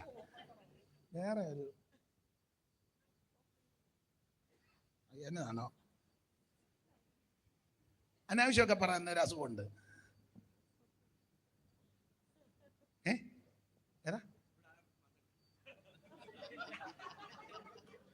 ഈ പോക്കാ പോകുന്നെങ്കിൽ ചിലർക്ക് വരാൻ സാധ്യത, ആർക്കും വരാതിരിക്കട്ടെ. ദൈവസന്നിധിയിൽ വന്നു കഴിയുമ്പോൾ ദൈവത്തിന് മഹത്വം കൊടുക്കണം. ഇത് കൈയടിക്കത്തുമില്ല, പാടുകയില്ല, പ്രാർത്ഥിക്കുകയില്ല. സഭയെ പാട്ട് പാടാൻ പറഞ്ഞാൽ പാടുകയില്ല. അവസാനം ബോധമെല്ലാം പോകുമ്പോൾ വേറെ പാട്ടാ പാടുന്നത്. ആർക്കും വെള്ളമായിട്ട് അടുത്ത് വരാനും ഒക്കത്തില്ല. ആർക്കും വരാതിരിക്കട്ടെ. ഇതൊക്കെ കാണുമ്പോൾ പൗലോസ് കൊരിന്ത്യലേഖനത്തിൽ പറഞ്ഞതുപോലെ ബുദ്ധിയുപദേശത്തിനാണ്. നമ്മളവരെ വിധിക്കുകയല്ല, ഇത് കാണുമ്പോൾ നീ ഒന്നുകൂടെ ഭയത്തോട് ദൈവത്തെ സേവിച്ചോണം. നമ്മളവരെ വിധിക്കാൻ ആളല്ല, ആരെയും വിധിക്കേണ്ട കാര്യമല്ല. പക്ഷെ ഇതൊക്കെ കാണുമ്പോൾ നമ്മുടെ ജീവിതത്തെ ക്രമപ്പെടുത്തി അവൻ ദൈവത്തോട് ചേർന്നിരുന്ന് ദൈവകൃപ ഏറ്റെടുത്തോണം. Praise the Lord, praise the Lord. ദൈവത്തിന് മഹത്വം ഉണ്ടായിട്ട് ഇടയ്ക്ക് കയറി പറഞ്ഞതേ ഉള്ളൂ. ആത്മരക്ഷയില നമ്മൾ തുടങ്ങിയത്, പക്ഷെ ഇപ്പൊ ദേഹരക്ഷയില കൊണ്ട് നിർത്തിയിരിക്കുന്നത്. ഇവിടെ പറഞ്ഞു, ഞാൻ സമാധാനത്തിന് ദൈവം തന്നെ നിങ്ങളെ മുഴുവനും ശുദ്ധീകരിക്കുമാറാകട്ടെ. നിങ്ങളുടെ ആത്മാവിനും പ്രാണനും ദേഹവും. എന്നെ കേൾക്കുന്ന പ്രിയരെ, ആത്മരക്ഷ കരസ്ഥമാക്കണം. ആത്മരക്ഷ യേശു ക്രിസ്തുവിൽ കൂടി മാത്രം, മറ്റൊരുത്തനും രക്ഷയില്ല.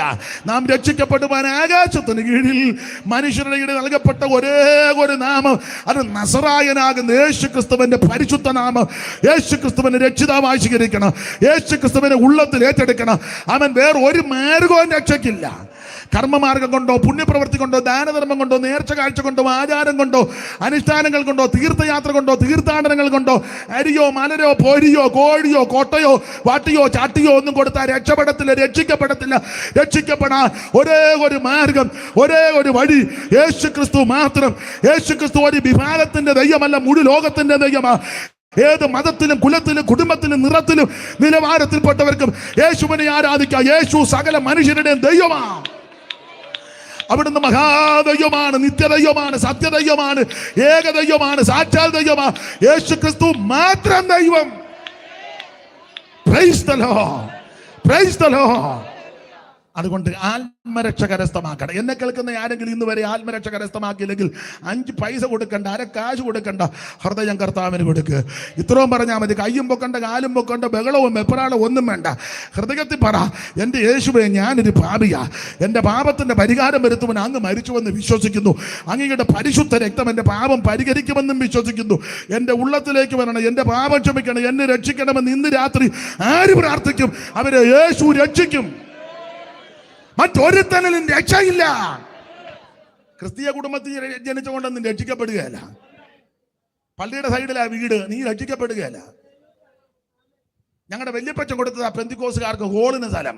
അപ്പച്ചൻ്റെ കാര്യം തന്നെ എങ്ങനെയാന്നുള്ളതാ. പള്ളിക്ക് സ്ഥലം കൊടുത്തുകൊണ്ടൊന്നും സ്വർഗത്തിൽ പോകുകയല്ല. സെമിത്തേരിക്ക് സ്ഥലം കൊടുത്ത അതൊക്കെ നല്ല കാര്യമാണ്, സ്വർഗത്തിൽ പോകുകയല്ല. ഉപദേശമാർക്ക് യാപ്പാട് കൊടുത്താലും സ്വർഗത്തിൽ പോകുകയല്ല. സ്വോത്രകാഴ്ച കണ്ടമാനം ഇട്ടത് കൊണ്ടും സ്വർഗത്തിൽ, അതൊക്കെ നല്ല കാര്യം. പക്ഷെ സ്വർഗത്തിൽ പോകണമെങ്കിൽ രക്ഷിക്കപ്പെടണം. Price the Lord. അതാ ദൈവം വെച്ചിരിക്കുന്ന വ്യവസ്ഥ. അപ്പൊ ആത്മാവും പ്രാണനും ദേഹവും അശേഷം നമ്മുടെ കർത്താവാകുന്ന യേശു ക്രിസ്തുവിന്റെ പ്രത്യക്ഷതയിൽ ദൈവത്തിന് മകത്ത് നിങ്ങളെ വിളിച്ചവൻ വിശ്വസ്തന. അപ്പൊ ശ്രദ്ധിക്കുക, ഈ ഓരോ അധ്യായത്തിലും യേശു ക്രിസ്തു പ്രത്യക്ഷപ്പെടുമെന്ന് അവിടെ പൗലോസ് തെളിയിച്ചിട്ടുണ്ട്. 1-ാം അധ്യായത്തിൽ വായിക്കുന്നത്, ഞങ്ങൾക്ക് നിങ്ങളുടെ അടുക്കൽ എങ്ങനെയുള്ള പ്രവേശനം സാധിച്ചു ലഭിച്ചുവെന്നും ജീവനുള്ള സത്യദൈവത്തെ സേവിപ്പാനും അവനെ മരിച്ചവരുടെ ഇടയിൽ നിന്ന് ഉയർപ്പിച്ച തന്റെ പുത്രനും വരുവാനുള്ള കോപത്തിൽ നിന്ന് നമ്മെ വിടുവിക്കുന്നവനുമായ യേശു സ്വർഗത്തിൽ നിന്ന് വരുന്നത് കാത്തിരിപ്പാനും നിങ്ങൾ ഗൃഹങ്ങളെ വിട്ട് ദൈവത്തിങ്കിലേക്ക് എങ്ങനെ തിരിഞ്ഞു. അപ്പൊ ശ്രദ്ധിക്കുക, ഇവര് ഈ മാർഗത്തിൽ വന്ന കാര്യമാണ് 1-ാം അധ്യായത്തിൽ പറഞ്ഞിരിക്കുന്നത്. ഞാൻ ഇനി ആ ഭാഗം അധികം വിവരിക്കുന്നില്ല, സമയത്തെ ഭയപ്പെടുന്നത് കൊണ്ട്. ഞാൻ താഴെ വന്നപ്പം നമ്മുടെ ബാനറെ നോക്കി 9 എന്നാണ് വെച്ചിരിക്കുന്നത്. അതുകൊണ്ട് 9 മണിയാകുമ്പോൾ നിർത്തുവാനുള്ള താല്പര്യത്തിലാണ് ഞാൻ നിൽക്കുന്നത്. പിന്നെ നമ്മുടെ പെന്തിക്കോസുകാരുടെ ഭാഷ പറഞ്ഞ ഒരന്തരീക്ഷമോ നിങ്ങൾക്ക് താല്പര്യമോ അതിൻ്റെ പരുവം അറിയാം. അപ്പം നമുക്ക് അതിൻ്റെ പരുവത്തിന് ചെയ്യാം. എങ്കിലും 9 എന്നുള്ള ചിന്തയിലാണ് ഞാൻ നിൽക്കുന്നത്. അപ്പൊ ശ്രദ്ധിക്കുക, ഓരോ അധ്യായത്തിലും യേശുക്രിസ്തു പ്രത്യക്ഷപ്പെടുമെന്ന് തെളിയിച്ചു. അതാണ് ഇതിലെ പ്രധാനപ്പെട്ട വിഷയം. യേശു പ്രത്യക്ഷപ്പെടും. ഒരിക്കൽ യേശു പ്രത്യക്ഷപ്പെട്ടു. അത് കന്യാസൂനുമായി ഈ ഭൂമിയിൽ പ്രത്യക്ഷപ്പെട്ടതാണ്, അവതരിച്ചു. വചനം ജഡമായി തീർന്നു, കൃപയും സത്യവും നിറഞ്ഞവനായി നമ്മുടെ ഇടയിൽ പാർന്നു. അതാണ് അവിടുത്തെ ആദ്യത്തെ പ്രത്യക്ഷത. ആ പ്രത്യക്ഷത എന്തിനെന്ന് ചോദിച്ചാൽ മനുഷ്യവർഗത്തിന്റെ പാപത്തിന് പരിഹാരം വരുത്തുവാൻ. അത് അവിടുന്ന് വരുത്തി. ക്രൂശിൽ കിടന്ന് തിരുവായി മൊഴിഞ്ഞ കൂട്ടത്തിൽ പറഞ്ഞ പദം നിങ്ങൾക്കും എല്ലാവർക്കും തിട്ടമാ. സകലതും നിവൃത്തിയായി. എല്ലാം നിവർത്തിച്ചിട്ട് അവിടുന്ന് ഉയർത്ത് സ്വർഗത്തിലേക്ക് പോയി. ആ യേശുക്രിസ്തു വീണ്ടും പ്രത്യക്ഷപ്പെടാൻ പോകുകയാണ്. അതാണ് ഈ 1-ാം അധ്യായത്തിൽ 1-ാം ലേഖനത്തിലെ പ്രധാനപ്പെട്ട വിഷയം. അതൊന്നും ഇപ്പം നമ്മൾ ആ ഭാഗത്തേക്ക് പോകുന്നില്ല. നമ്മൾ വായിച്ച കുറുവാക്യം ഒരിക്കൽ കൂടി വായിക്കാം. ഈ വചനങ്ങളെ കൊണ്ട് അന്യോന്യം ആശ്വസിപ്പിച്ചുകൊള്ളണം. ഏത് വചനങ്ങളെ കൊണ്ട്? അതാണ് നമ്മൾ ഇന്ന് ചിന്തിക്കാൻ പോകുന്നത്. ഈ വചനങ്ങളെ കൊണ്ട് അന്യോന്യം. ഈ വേറെ പുസ്തകത്തിലെ പ്രത്യേകത, ഇത് ദൈവത്തിന്റെ തിരുവചനമാണ്. നമുക്ക് ധൈര്യവും ആശ്വാസവും ഉറപ്പും തരുന്നത് ദൈവത്തിന്റെ തിരുവചനമാണ്. അത് ആവർത്തന പുസ്തകം 32-ാം അധ്യായത്തിന്റെ 2-ാമത്തെ വാക്യത്തിൽ നല്ലൊരു പ്രയോഗമാണ് കൊടുത്തിരിക്കുന്നത്. വായിച്ചേ. എന്റെ ഉപദേശം പൊഴിയും. മഴ പോലെ എന്റെ ഉപദേശം പൊഴിയും. അടുത്തത്, എന്റെ വചനം മഞ്ഞു പോലെയും ഇളം പുല്ലിന്മേൽ പൊടിമഴ പോലെയാ. അപ്പൊ ഇങ്ങനെയുള്ള ഈ തിരുവചനമാണ് നമുക്ക് ആശ്വാസം തരുന്നത്. ഈ വചനത്തിന്റെ പ്രത്യേകത, ഈ തിരുവായ്ത്തലുള്ള ഏത് വാളിനേക്കാൾ മൂർച്ചയുള്ളതാണ്. ഈ തിരുവചനം അല്പബുദ്ധിയെ ജ്ഞാനിയാക്കുന്ന തിരുവചനമാണ്. ഈ തിരുവചനം അണ്ണാക്കിന് മധുരമാണ്. യഹോവയുടെ വചനം തീ പോലെയും പാറകൾ തകർക്കുന്ന ചുറ്റികയാണ്. യഹോവയുടെ വചനം കാലിന് ദീപവും പാതയ്ക്ക് പ്രകാശവുമാണ്. അന്തരീന്ദ്രിയങ്ങളെ ശോധന ചെയ്യുന്നതാ ദൈവത്തിന്റെ വചനം. അതുകൊണ്ട് ഇന്ന് രാത്രി എന്നെ കേൾക്കുന്നവരോട് ഓർപ്പിക്കട്ടെ, ഈ വചനങ്ങളെ കൊണ്ട് അന്യോന്യം ആശ്വസിപ്പിച്ചോണം. അതുകൊണ്ട് ദൈവമക്കൾ കഴിവിന്റെ പരമാവധി തിരുവചനം ഹൃദയസ്ഥമാക്കണം. സങ്കീർത്തനക്കാരൻ പാടിയിരിക്കുന്നത്, എന്റെ ഹൃദയം ശുഭവചനത്താൽ കവിയുന്നു, എന്റെ കൃതി രാജാവിന് വേണ്ടിയുള്ളത്, എന്റെ നാവ് സമർത്ഥനായ ലേഖകന്റെ എടുത്തുകൊൽ. അപ്പോൾ തിരുവചനം കൊണ്ട് നമ്മുടെ ഹൃദയം നിറയണം. ദൈവ സ്നേഹമാണ്. ആ സ്നേഹത്താൽ, ദൈവവചനത്താൽ നമ്മുടെ ഹൃദയം നിറഞ്ഞിരിക്കണം. സന്ദർഭം വരുമ്പോൾ വചനം ഉരുവിടണം. എനിക്ക് പരഗതിയരുള്ളൂ പതിനൊന്നി ത്യജിച്ചു സുരപുരമതി ജന്നാൽ. എനിക്കു പരഗതി അരുളു പതിനൊന്ന് ത്യജിച്ചു സുരപുരമതി ജന്നാൽ. എനിക്കു പരഗതി അരുളു പതിനൊന്നി ത്യജിച്ചു സുരപുരമതി ജന്നാൽ. സ്നേഹപൂരിത ജീവനാഥ, സ്നേഹപൂരിത ജീവനാഥ, സ്നേഹമാൽ മോഹിതൻ ഞാനിതാ. സ്നേഹമാൽ മോഹിതൻ ഞാനിതാ. സ്നേഹപൂരിത ജീവനാഥ, സ്നേഹപൂരിത ജീവനാഥ. ദരിദ്രനകം തന്ന സമൃദ്ധി ലഭിക്കുവാൻ ദരിദ്ര നിലയിലായി മരിച്ചു നീ. ദരിദ്രനകം തന്ന സമൃദ്ധി ലഭിക്കുവാൻ ദരിദ്ര നിലയിൽ മരിച്ചു നീ. സ്നേഹപൂരിത ജീവനാഥ, സ്നേഹപൂരിത ജീവനാഥ. അപ്പൊ ശ്രദ്ധിക്കുക, നമ്മുടെ ഹൃദയം ദൈവത്തിന്റെ വചനം കൊണ്ട് നിറയണം. പൗലോസ് വളരെ സ്പഷ്ടമായിട്ട് പറയുക, ഈ വചനങ്ങളെ കൊണ്ട് അന്യോന്യം ആശ്വസിപ്പിച്ചു കൊള്ളണം. അപ്പൊ ഇവിടെ എന്തുവാ പൗലോസ് ഇവിടെ ഉദ്ദേശിക്കുന്നത്? ധാരാളം കാര്യങ്ങളുണ്ട്. ഓരോ അധ്യായം ബേസ് ചെയ്ത് പറഞ്ഞാൽ പല കാര്യങ്ങൾ വരും. 1-ാം അധ്യായത്തിലെ പ്രധാനപ്പെട്ട വിഷയം ഇതാ, ഈ വചനങ്ങളെ കൊണ്ട് ആശ്വസിപ്പിക്കണം. ഏത് വചനം? ദൈവമക്കൾ കർക്കശമായി വേർപാട് പാലിക്കണം. ആ 1-ാം അധ്യായത്തിന്റെ 9-10 വാക്യം വായിച്ചേ. ഞങ്ങൾക്കു നിങ്ങളുടെ അടുക്കൽ എങ്ങനെയുള്ള പ്രവേശനം സാധിച്ചു എന്നും ജീവനുള്ള സത്യദൈവത്തെ സേവിപ്പാനും അവൻ മരിച്ചവരുടെ ഇടയിൽ നിന്ന് ഉയർപ്പിച്ച തന്റെ പുത്രനും വരുവാനുള്ള കോപത്തിൽ നിന്ന് നമ്മെ വിടുവിക്കുന്നവനുമായ യേശു സ്വർഗത്തിൽ നിന്ന് വരുന്നത് കാത്തിരിപ്പാനും നിങ്ങൾ വിഗ്രഹങ്ങളെ വിട്ട് ദൈവത്തിങ്കലേക്ക് എങ്ങനെ തിരിഞ്ഞു വന്നു എന്നും അവർ തന്നെ പറയുന്നു. സ്തോത്രം. അപ്പൊ ഈ വാക്യം മൊത്തത്തിൽ ഒന്ന് പഠിച്ചാൽ തെസ്സലോനിക്കയിലെ വിശ്വാസികൾ വേർപാട് പാലിക്കുന്നവരാ. വിഗ്രഹങ്ങളെ വിട്ട് ഇവർ ദൈവത്തിങ്കിലേക്ക് തിരിഞ്ഞു വന്നു എന്ന് പറഞ്ഞാൽ ഇവരിൽ സിംഹഭാഗം ആൾക്കാരും വിഗ്രഹ സേവക്കാരായിരുന്നു ഒരു കാലത്ത്. സത്യദൈവത്തെ അറിയാതെ, നിത്യജീവൻ എന്തെന്നറിയാതെ സ്വന്തം മനസാക്ഷിക്ക് ചൂടുവെച്ച് വിഗ്രഹ സേവക്കാരായി ജീവിച്ചവരാ. എന്നാൽ യേശുക്രിസ്തുവിന്റെ സുവിശേഷം ഇവരെ തേടിയെത്തി. ആ സത്യസുവിശേഷം ഇവർ മനസ്സിലാക്കി കഴിഞ്ഞപ്പോൾ നേരത്തെ ആചരിച്ച, അനുഷ്ഠിച്ച, പ്രമാണിച്ച അത് മുഴുവൻ ഇവർ വിട്ടു. അതിന് പെന്തിക്കോസ് ഭാഷയിൽ, വേദപുസ്തകത്തിന്റെ ഭാഷ പറഞ്ഞ വേർപാട് പാലിച്ചു. നമ്മൾ ഈ പെന്തിക്കോസ് വന്നിട്ട് പല കാര്യവും ഇതുവരെ വിട്ടിട്ടില്ല. വിടാൻ ചിലർക്ക് താല്പര്യമോ,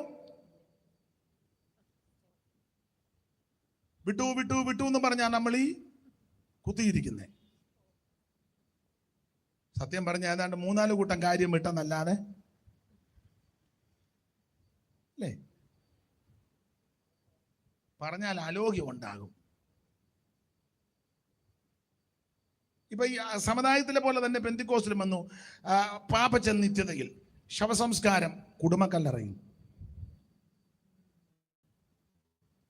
അപ്പം ബാക്കി സഭയിലുള്ള ആകെ വേറെ ഉണ്ട്, ആകെ അവിടെ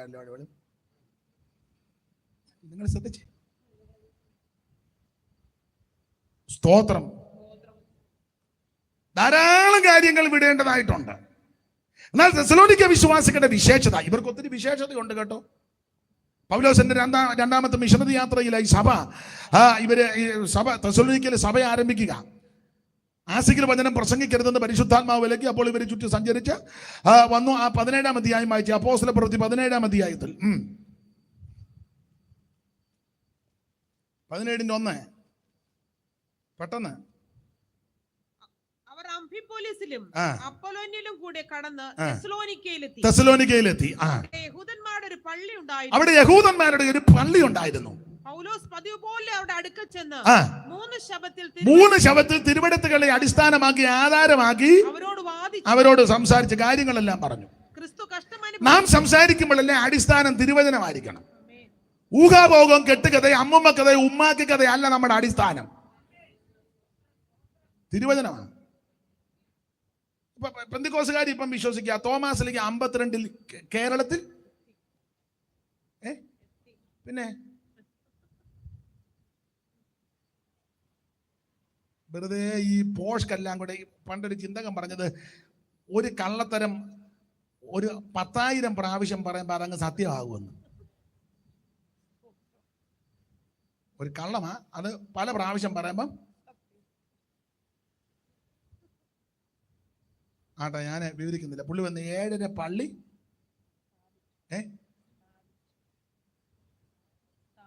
എവിടെ?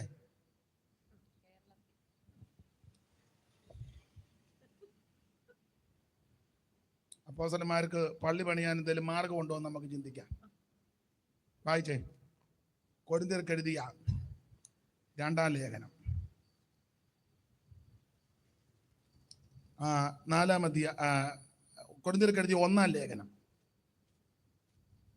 അതിൻ്റെ 4-ാം അധ്യായം എടുത്തേ.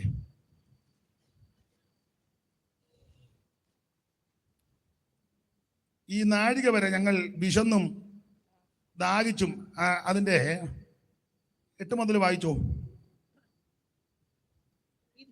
ഇത്ര ക്ഷണത്തിൽ നിങ്ങൾ സമ്പന്നന്മാരായി. സമ്പന്നന്മാരായി. പിന്നെ ഞങ്ങളെ കൂടാതെ വാഴുന്നവരായി. അയ്യോ, നിങ്ങളോടുകൂടെ ഞങ്ങളും വാഴേണ്ടതിന് നിങ്ങൾ വാണുവെങ്കിൽ കൊള്ളായിരുന്നു. അടുത്തത്, നിങ്ങൾ ലോകത്തിന് ദൂതന്മാർക്കും മനുഷ്യർക്കും തന്നെ കൂത്തുകാഴ്ചയായി തീർന്നിരിക്കുകയാൽ ദൈവം അപ്പോസ്തലന്മാരായ ഞങ്ങളെ ഒടുക്കത്തവരായി മരണവിധിയിൽ ഉൾപ്പെട്ടവരെ പോലെ നിർത്തിയെന്ന് എനിക്ക് തോന്നുന്നു. അടുത്തത്, ക്രിസ്തു നിമിത്തം ഭോഷന്മാർ. ഞങ്ങൾ ക്രിസ്തു നിമിത്തം ഭോഷന്മാർ.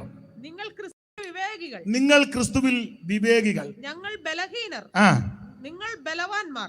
നിങ്ങൾ മഹത്തുക്കൾ, ഞങ്ങൾ മാനഹീനർ. അടുത്ത വാക്യം, ഈ നാഴിക വരെ ഞങ്ങൾ വിശന്നും ദാഹിച്ചും ഉടുപ്പാനില്ലാതെയും കുത്തുകൊണ്ടും ഇങ്ങോട്ട് നോക്കിയേ, ഈ നാഴിക വരെ ഞങ്ങൾ, ബഹുവചനമാണ്, ഏകവചനമല്ല.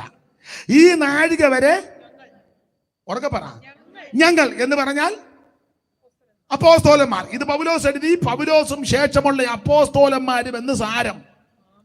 ഈ നാഴിക വരെ ഞങ്ങൾ, അപ്പോസ്തലന്മാർ, ഈ നാഴിക വരെ ഞങ്ങൾ പിന്നെ വിശന്നു. അപ്പോസ്തലന്മാർ ആദിമകാലത്തൊക്കെ വിശന്നും ദാഹിച്ചും ഉടുക്കാനില്ല. ഇപ്പോഴത്തെ അപ്പോസ്തലന്മാരുടെ തുണി ഇച്ചിരി മുറിച്ച് അവിടെ കൊണ്ടുവച്ചിരിക്കുന്നു, ആളെല്ലാം കൂടെ അങ്ങോട്ട് കയറുന്നു, വേറൊരു തുണിയുടെ അറ്റം അപ്പുറം കൊണ്ടുവച്ചിരിക്കുന്നു, അവനെല്ലാം കൂടെ അത് കാണാൻ അങ്ങോട്ടോടുന്നു. എന്നാ നിനക്കൊക്കെ ഇനി ബോധം ഉണ്ടാകുന്നേ? ഇതിന് വേണ്ട തുണി.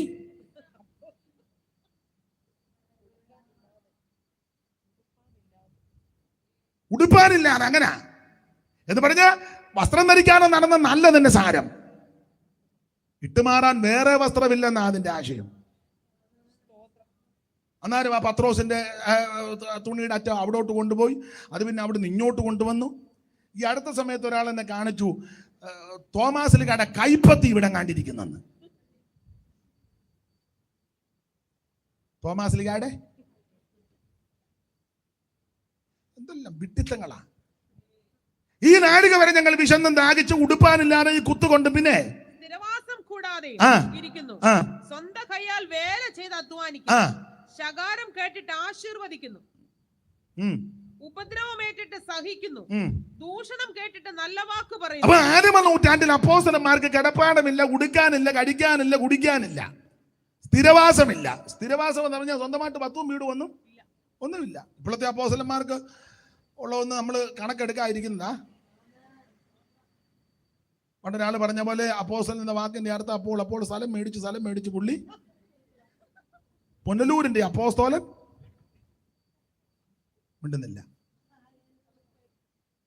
എവിടൊക്കെയാണ് അപ്പോസ്തലന് തന്നെ ഇപ്പൊ വലിയ തിട്ടം ഇല്ല. അപ്പോൾ പുള്ളി സ്ഥലം മേടിച്ച് അങ്ങനെ പുനലൂരിന്റെ അപ്പോൾ സ്ഥലമായി. സ്തോത്രം. ആരംഭ നൂറ്റാണ്ടിലെ അപ്പോസ്തലന്മാർക്ക് യാതൊന്നും ഇല്ലായിരുന്നെന്നുള്ളത് അവിടെ എഴുതിയിരിക്കുന്നത്. മാത്രമാണോ അവരുടെ ബുദ്ധിമുട്ട് എന്തെല്ലാ? കൊരിന്ത്യർക്ക് എഴുതിയ 2-ാം ലേഖനം 11-ാം അധ്യായത്തിന്റെ 23 മുതൽ സ്പീഡിൽ വായിച്ചോ, സമയമില്ലാത്തത് കൊണ്ട് ഓടിച്ചു വായത്. കൊരിന്ത്യർക്ക് എഴുതിയ 2-ാം ലേഖനം 11-ാം അധ്യായത്തിന്റെ 23 മുതൽ താഴോട്ട് ഓടിച്ച്. ക്രിസ്തുവിന്റെ ശുശ്രൂഷക്കാരോ, ഞാൻ ബുദ്ധിഭ്രമമായി സംസാരിക്കുന്നു. ഞാൻ ഏറ്റവും അധികം അധ്വാനിച്ചു, പിന്നെ അധികം പ്രാവശ്യം തടവിലായി, അനവധി അടികൊണ്ടും പലപ്പോഴും പ്രാണഭയത്തിലായി. പണ്ട് അപ്പോസ്തലന്മാർ അടി മേടിക്കുക, ഇപ്പോഴത്തെ അപ്പോസ്തലന്മാർ തിരിച്ചടിക്കുക. നീ അപ്പോസ്തലനെ അടിക്കാൻ മേലെ അപ്പോസ്തലന്റെ ഗുണ്ട വിട്ട് ഒരുമാതിരിപ്പെട്ട അപ്പോസ്തല ഗുണ്ടകളുണ്ട്. ചെല്ലി പറഞ്ഞില്ലേ, പാസ്വേഡ് കയറി നിങ്ങൾ ഒന്നും കളിക്കരുത് കേട്ടോ. പാസ്വേഡ് വേറെ എല്ലാ പാഷന്മാരെയും പോലല്ല പുള്ളിയുടെ കൈവശം ഇഷ്ടം പോലെ ഗുണ്ടയുണ്ട്. തന്നെയല്ല കൊട്ടേഷൻ ടീമുമായിട്ട് പുള്ളിക്ക് നല്ല അഭേദ്യമായ ബന്ധമാണ്. അതുകൊണ്ട് നീ നേരത്തെ ഇരുന്ന പാസ്റ്റർമാരെ കയറി ഞോണ്ടിയ പോലെ പുള്ളിയെ കയറി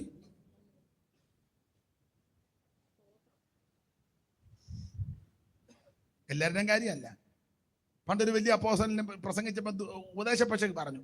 അപ്പം വേറൊരാളെ എന്ന് ചോദിച്ചു, അത് അങ്ങനെ അല്ലല്ലോ, ഇങ്ങനെയാണെന്നല്ലോ, അത് സംശയം ഉണ്ടല്ലോ. പുള്ളി പറഞ്ഞു, ആ സംശയം തീർക്കാം. സ്റ്റേജിന്റെ പുറകെ കൊണ്ടുവന്ന് ചോദിച്ചു, ഇനി സംശയം ഉണ്ടോ എന്ന് ചോദിച്ചു. പുള്ളി പറഞ്ഞു, ഒരു സംശയവും ഇല്ലെന്ന് പറഞ്ഞു. അതാ അപ്പോസ്തലൻ. ആരായിട്ടാന്ന് എന്നോട് ഇപ്പൊ ചോദിക്കരുത്, യോഗം കഴിഞ്ഞ് വേണേ. നിങ്ങൾക്കറിയാം, കേട്ടിട്ടുണ്ട് അല്ലേ? എന്നാ പിന്നെ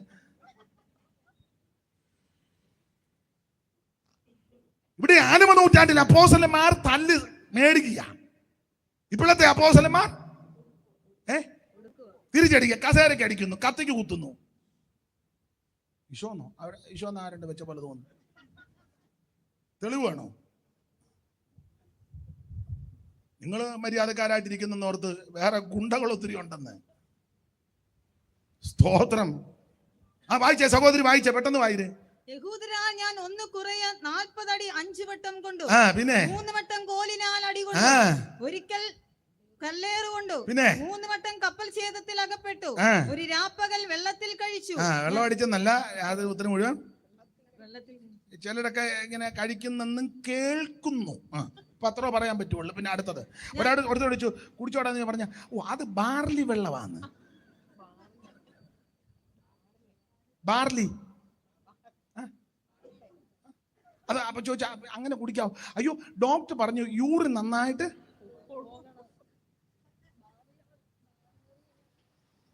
സ്ഥലം പറയുന്നില്ല. പണ്ടൊരു തമ്പി പറഞ്ഞ 2 അടിച്ചു വെച്ചാൽ അന്ന് ആരാന്ന് എനിക്കൊരു ഉഷാറുണ്ടെന്ന്. അല്ലേ അനുമാനിച്ച് ചത്തയാന്ന് അടിച്ചു കഴിയുമ്പോൾ അവൻ അല്ലേ പാട്ടുകാരും ചില പാസ്റ്റർമാരും പറയില്ലേ പോരാ പോരാ, തമ്പിയെ പോലുള്ളവൻ അവൻ അന്നേരം പിന്നെ പറ പോരാ. സ്തോത്രം. ഇവിടെ വെള്ളം അടിച്ചെന്നല്ല, ഒരു രാത്രി മുഴുവൻ വെള്ളത്തിൽ അകപ്പെട്ടു പോയി. വായിച്ചേ. ഞാൻ പലപ്പോഴും യാത്ര ചെയ്തു അല്ല അപ്പോസ്തലന്റെ AC റൂമിനകത്ത് ഓഫീസിൽ ഇരിക്കല്ല, യാത്ര ചെയ്യുക. അപ്പോസ്തലനെ ആക്കിയിട്ട് എല്ലാവരും അപ്പോസ്തലനെ ചെന്ന് കാണണം. എപ്പോഴാണ് കാണുന്നത്? ബുധനാഴ്ച നാളിലെ പുള്ളി മുഖദർശനം തരുവുള്ളൂ. പാലക്കാട്ടിൽ നിന്ന് വന്നിരിക്കുക. എവിടുന്നാ വരുന്നത്? പാലക്കാട്ടിൽ നിന്ന്. ഇന്ന് കാണാനൊക്കത്തില്ല. പുള്ളി രാത്രി മുഴുവൻ ട്രെയിനിൽ നിന്ന് വെച്ച് വന്നതാ അപ്പോസ്തലനെ കാണാൻ. അന്നേരം അപ്പോസ്തലന്റെ ചുറ്റും ഗുണ്ടകൾ 5-8 എണ്ണം. എവിടാന്ന് എന്നോട് ചോദിക്കരുത്, ഞാൻ പറയത്തില്ല. പിന്നെ നിർബന്ധമാണെങ്കിൽ പൊതുയോഗം കഴിഞ്ഞ് ഞാൻ പറയാം. ഇതാണ് അപ്പോസ്തലൻ. സഭയുടെ ഒരു ശുശ്രൂഷകൻ പാലക്കാട്ടിൽ നിന്നോ കാസർഗോഡിൽ നിന്നോ വന്നിരിക്കുക. രാവിലെ 10 മണിക്ക് ഇവിടെ വരണേ, തലേന്ന് അവിടുന്ന് യാത്ര. ഇവിടെ വന്നപ്പോൾ അപ്പോസ്തലന്റെ ശിങ്കിടികൾ കുറെ എണ്ണം വാതൊക്കെ നിപ്പുണ്ട്. ശിങ്കിടി എടുത്ത മന്തി. അവൻ ഗുണപ്പെട്ടവൻ പോലുമല്ല. എവിടെ ഞാൻ ബേഡെടുക്കെന്ന്, കോഴിക്കോട്ടുള്ളതാ ബേഡെടുക്ക. എനിക്ക് അപ്പോസ്തലനെ കാണാൻ ഇന്ന് മുഖദർശനം ഇല്ല.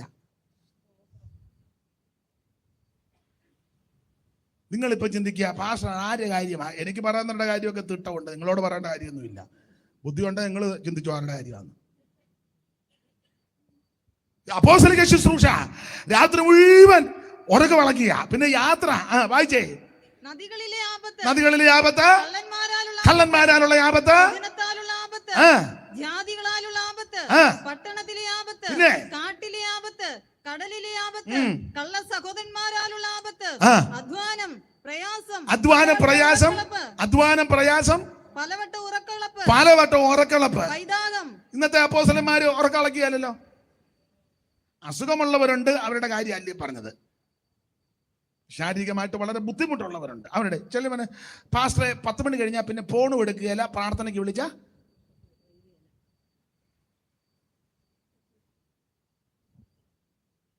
സ്തോത്രം. നോട്ടീസ് വെച്ചേക്കുന്ന പേര് അപ്പോസ്തലൻ. വായിച്ചോ. എന്തിനാ വെറുതെ പിന്നെ പ്രശ്നം ഉണ്ടാക്കുന്നത്? പൈതാഹം, പലവട്ടം പട്ടിണി, ശീതം, നഗ്നത എന്നീ അസാധാരണ സംഗതികൾ ഭവിച്ചത് കൂടാതെ, ഇതൊക്കെ ഭവിച്ചത് കൂടാതെ എനിക്ക് ദിവസേന സർവ്വസഭകളെയും കുറിച്ചുള്ള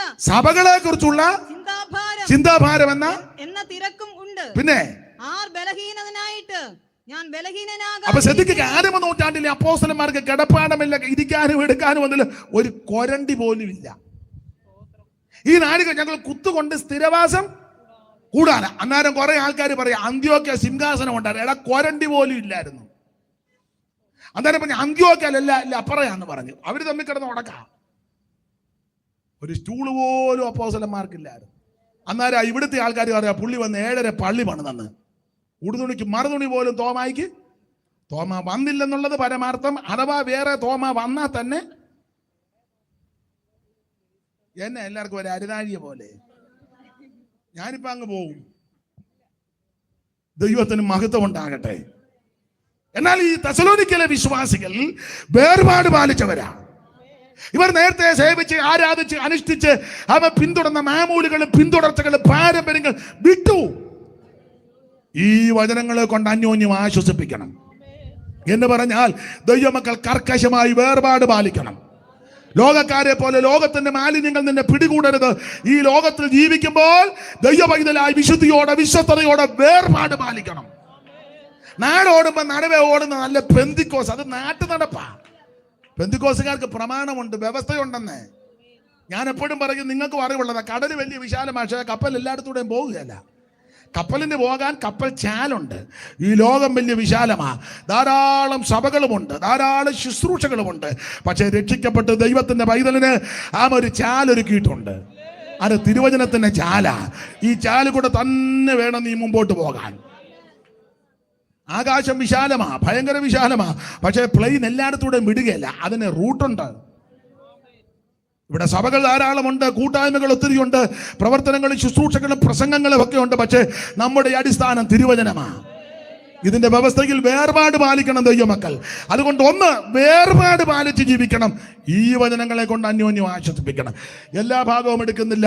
ആ വായിച്ച തിരുവചനത്തോടുള്ള ബന്ധത്തിൽ ഒന്ന് രണ്ട് കാര്യങ്ങൾ പെട്ടെന്ന് പറയാം. 4-ാം അധ്യായത്തിന്റെ 13 മുതൽ 18 വരെയുള്ള തിരുവെഴുത്താണ് നമ്മൾ എടുത്ത് ചില കാര്യങ്ങൾ ചിന്തിക്കുന്നത്. 18-ാമത്തെ വാക്യമാണല്ലോ കുറുവാക്യമായിട്ട് വായിച്ചത്. ഈ ഭാഗത്ത് പൗലോസ് ഒരു 6 കൂട്ടം കാര്യങ്ങൾ ഓർമ്മിക്കുക. ഈ 6 കൂട്ടം കാര്യം അത് വചനം കൊണ്ട് ആശ്വസിപ്പിച്ചോണം. ഇനി അതിന്റെ 13-ാമത്തെ വാക്യം വായിച്ചേ. 6 കൂട്ടം കാര്യത്തിൽ 1-ാമത്തെ കാര്യം, സഹോദരന്മാരെ നിങ്ങൾ പ്രത്യാശയില്ലാത്ത മറ്റുള്ളവരെ പോലെ എന്ന് പറഞ്ഞാൽ ദൈവമക്കൾക്ക് ദുഃഖമുണ്ട്, അത് പ്രത്യാശയില്ലാത്തവരെ പോലെ അല്ല. നമ്മുടെ ഭർത്താവ് അല്ലെങ്കിൽ ഭാര്യ, മക്കൾ, മാതാപിതാക്കൾ, പ്രിയപ്പെട്ടവർ, വേണ്ടപ്പെട്ടവർ കടന്നു പോകുമ്പോൾ നമുക്ക് ദുഃഖമുണ്ട്. ഞാൻ പറയുന്ന കരയണമെന്നാ. ഭാര്യ മരിച്ചു, കരയുന്നതുകൊണ്ട് കുഴപ്പമൊന്നുമില്ല. ഭർത്താവ് മരിച്ചു, കരയുന്നത് കൊണ്ട് കുഴപ്പം ഇല്ല. മാതൃക യേശുവിന് പ്രിയമായവൻ മരിച്ചപ്പോൾ കർത്താവും കരഞ്ഞല്ലോ. കരയുന്നതിന് പ്രമാണമുണ്ട്. പ്രത്യാശയില്ലാത്തവരെ പോലെ ദുഃഖിക്കരുത്. യേശു കണ്ണുനീർ പൊഴിച്ചല്ലോ. സ്തോത്രം. ചില പാസ്റ്റർമാർ, ഞാൻ എന്നെ കൂടെ പ്രതിയാക്കാം, ചില പാസ്റ്റർമാർ പറയാ കരയരുത്. പണ്ടൊരു യൗവനക്കാരൻ മരിച്ചു, ഭാര്യ കരയുക. അപ്പൊ മെയിൻ പാസ്റ്റർ വന്നിട്ട് പറഞ്ഞു, മോളി കരയരുത്. ഞാൻ പറഞ്ഞ ഇങ്ങേരങ്ങ് കര, അവര് കരയണ്ടേ? നല്ല യൗവനത്തിൽ മരിച്ചത്, അവർക്ക് സങ്കടമുണ്ട്, അവര് കരയണം. പിന്നെ മോളിയോട് കാര്യം പറയാം, കരയുന്നതിന് പ്രമാണമുണ്ട്. പ്രത്യാശയില്ലാത്തവരെ പോലെ ദുഃഖിക്കരുത്. നമുക്കൊരു പ്രത്യാശയുണ്ട്. കണ്ണുനീര് പൊഴിയും, ദുഃഖമുണ്ട്. ക്ഷണത്തിലുള്ള വേർപാട് എല്ലാവർക്കും ദുഃഖമുള്ളവാക്കും. പക്ഷേ പറഞ്ഞതിന്റെ ആശയം, ആ ശുശ്രൂഷയ്ക്ക് ആക്ഷേപം വരുന്ന രീതിയിൽ ആലമുറ നിലവിളി ഉണ്ടാക്കരുത്. നമ്മുടെ പ്രത്യാശ എന്നേക്കുമായി നഷ്ടപ്പെടുകയല്ല, നമുക്കിനി കാണാമെന്നുള്ളൊരു പ്രത്യാശയുണ്ട്. ഇവിടെ നമ്മളെ പിരിഞ്ഞു മുന്നബികം ഗമിച്ച ബിജൂതരെ, ഇവിടെ നമ്മളെ പിരിഞ്ഞു മുന്നബികം ഗമിച്ച ബിജൂതരെ, വിവിധ വേളയിൽ മരിച്ചു മൺമറഞ്ഞകന്നു പോയ ബിജോസ്തരെ, വിവിധ വേളയിൽ മരിച്ചു മൺമറഞ്ഞ അരുണ തുല്യമദ്യുതി വിളങ്ങിടും പല പല പ്രിയ മുഖങ്ങളെ, അരുണ തുല്യമദ്യുതി വിളങ്ങിടും പല പല പ്രിയ മുഖങ്ങളെ, കാണും ഞാനൻ മോക്ഷപുരേ ആദൻ ചാരേ ജാലേമ്പുരേ അമ്മ കാണും.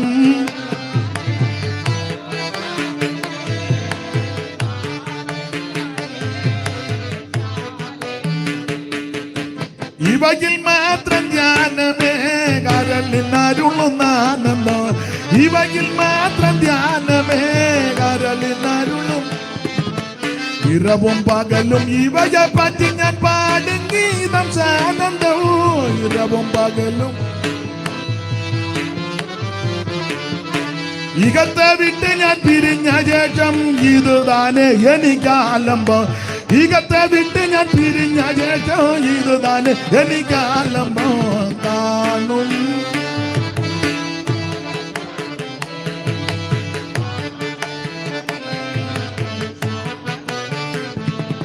അപ്പൊ ശ്രദ്ധിക്കുക, 6 കാര്യം അവിടെ പൗലോസ് ഓർപ്പിക്കുക. ഈ 6 കാര്യം വചനപ്രകാരം അന്യോന്യം ആശ്വസിപ്പിക്കണം. ഒന്ന്, ദൈവമക്കളോട് പറയട്ടെ, പ്രത്യാശയില്ലാത്ത മറ്റുള്ളവരെ പോലെ ദുഃഖിക്കരുത്. നമുക്ക് ദുഃഖമുണ്ട്, പക്ഷേ അവൻ ശ്രേഷ്ഠമേറിയ പ്രത്യാശയുണ്ട്. നമ്മുടെ പ്രത്യാശയ്ക്ക് കൊടുത്തിട്ട് പ്രയോഗം ഇങ്ങനെ ജീവനുള്ള പ്രത്യാശ. സ്തോത്രം, സ്തോത്രം, സ്തോത്രം. വേറൊരു ഭാഗത്ത് പൗലോസ് പറയാ ഭാഗ്യകരമായ പ്രത്യാശ. ഈ പ്രത്യാശ രക്ഷിക്കപ്പെട്ട് സ്നാനപ്പെട്ട് വേർപാട് പാലിച്ച് വിശ്വസ്തയോടെ ദൈവത്തെ സേവിക്കുന്ന ദൈവമക്കൾക്ക് മാത്രമേ ഉള്ളൂ. വേറെ ഒരു ഗ്രൂപ്പിനും ഈ പ്രത്യാശയില്ല. നമ്മുടെ പ്രത്യാശ ഭാഗ്യകരമായ പ്രത്യാശയാണ്. അപ്പൊ പ്രത്യാശയില്ലാത്ത മറ്റുള്ളവരെ പോലെ ദുഃഖിക്കാതിരിക്കേണ്ട. അപ്പൊ പ്രത്യാശ ഉള്ളവർക്ക് ദുഃഖമുണ്ട്. അത് വളരെ പരിജ്ഞാനത്തോടെ. നിങ്ങൾക്ക് തിരുവചനം നന്നായിട്ട് അറിയാം, അതുകൊണ്ട് ഞാൻ സൂചന തന്നങ്ങ് പോകാം.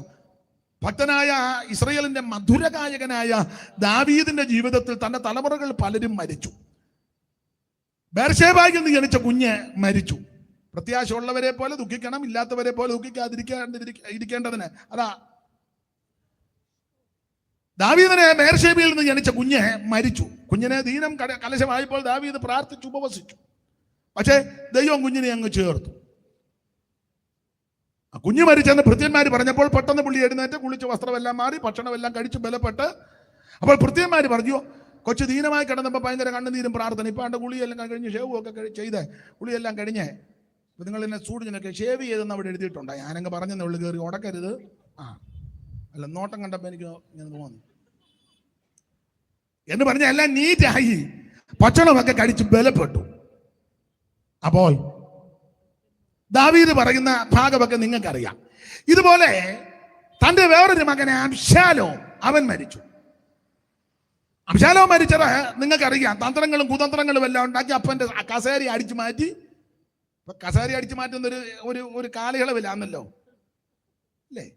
അതുകൊണ്ട് മെയിൻ സഭയിലെ പാസ് വളരെ സൂക്ഷിച്ച് എങ്ങോട്ടേലും പോകുന്നു. ഒരുത്തരെ ഒന്ന് ഏൽപ്പിക്കാനൊക്കത്തില്ല.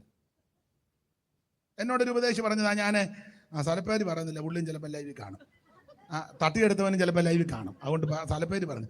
പുള്ളി പറഞ്ഞു, ഞാൻ ഇവിടുന്ന് കുമ്പനാട് വരെ പോയിട്ട് തിരിച്ചു വന്നപ്പോൾ സഭ അടിച്ചുകൊണ്ട് മറ്റവൻ പോയെന്ന്. എല്ലാം കൂടെ ഒരു 23 കിലോമീറ്റർ കാണും. 23 കിലോമീറ്റർ പുള്ളിയെ ശുശ്രൂഷ ഏൽപ്പിച്ചേച്ച് പുള്ളി കുമ്പനാട്ട് വരെ പോയി. ഒരു കാര്യത്തിന് പോയതാ. ജോർജ് കുട്ടി ലീഡ് ചെയ്തോളാൻ പറഞ്ഞേച്ചു. പുള്ളി കുമ്പനാട്ട് തിരിച്ചു വന്നപ്പോൾ പുള്ളി ചോദിച്ചു, എന്നെ ഇവിടെ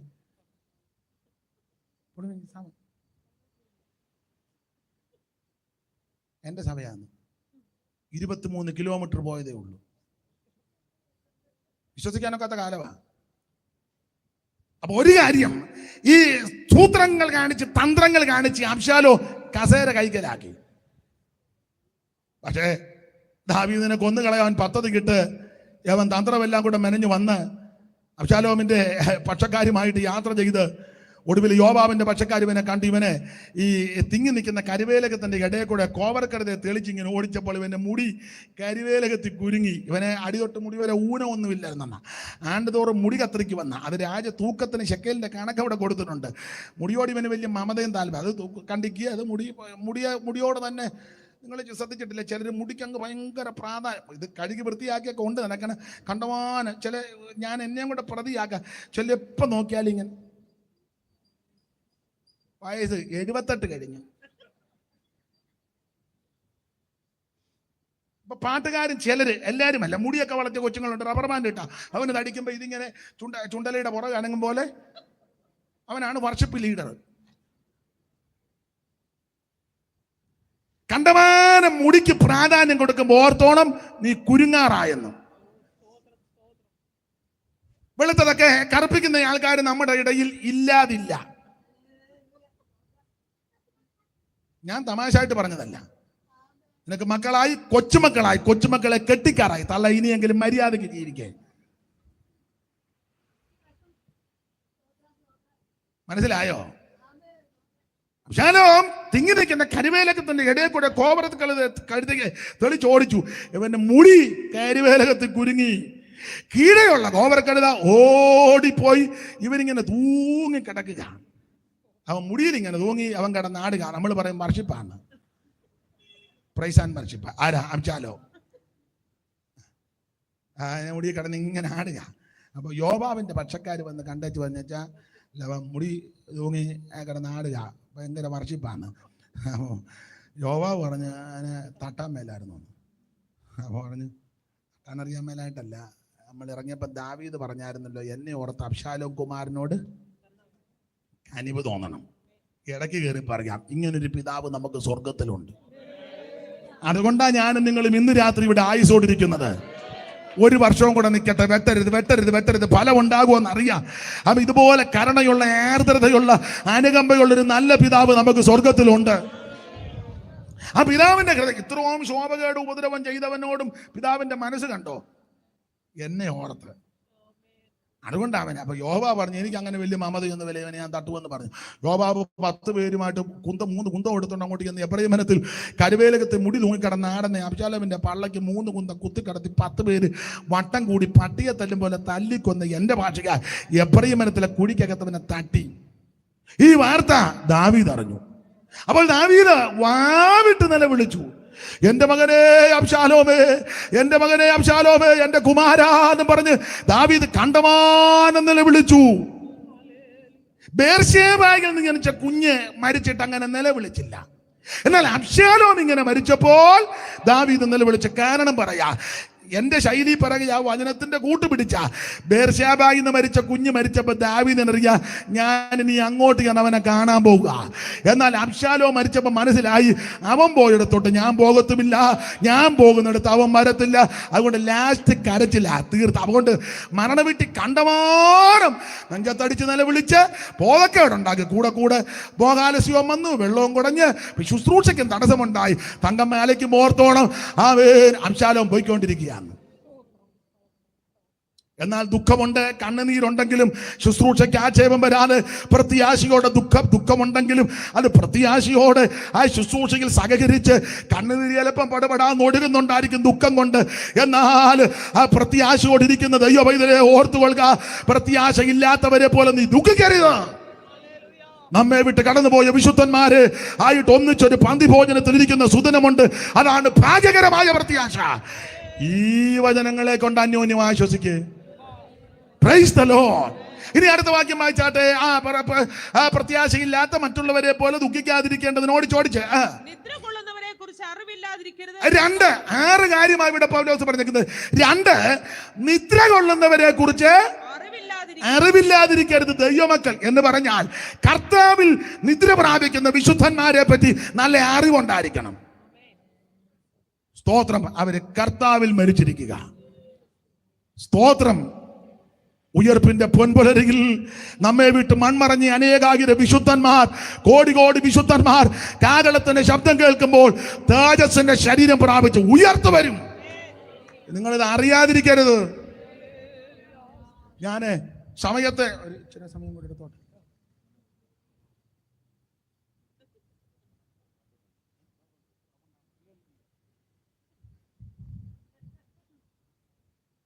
ദൈവത്തിന് മഹത്വം. 1 പ്രത്യാശയില്ലാത്തവരെ പോലെ ദുഃഖിക്കരുത് ദൈവമക്കൾ. സ്തോത്രം. 2 നിദ്ര കൊണ്ടവരെ കുറിച്ച് അറിവില്ലാതിരിക്കരുത്. കർത്താവിൽ നിദ്ര പ്രാപിക്കുന്നവരെ കുറിച്ച് നല്ല ഉറപ്പും ധൈര്യവും ഉണ്ടായിരിക്കണം. വേദപുസ്തകത്തിൽ ഈ നല്ല പ്രയോഗങ്ങളാണ് കൊടുത്തിരിക്കുന്നത്. യഹോവയുടെ ദാസനാകുന്ന മോശ യഹോവയുടെ വചനപ്രകാരം മരിച്ചു. നല്ല പ്രയോഗമാണ്. വചനപ്രകാരം മരിക്കണേ, വചനപ്രകാരം ജീവിക്കണം. ബിലെയാം പറഞ്ഞു, ഭക്തൻ മരിക്കുന്ന പോലെ മരിച്ചാൽ കൊള്ളായിരുന്നു, ചത്തതെങ്ങനെ? കാശാന്ന് വെട്ടേറ്റ്.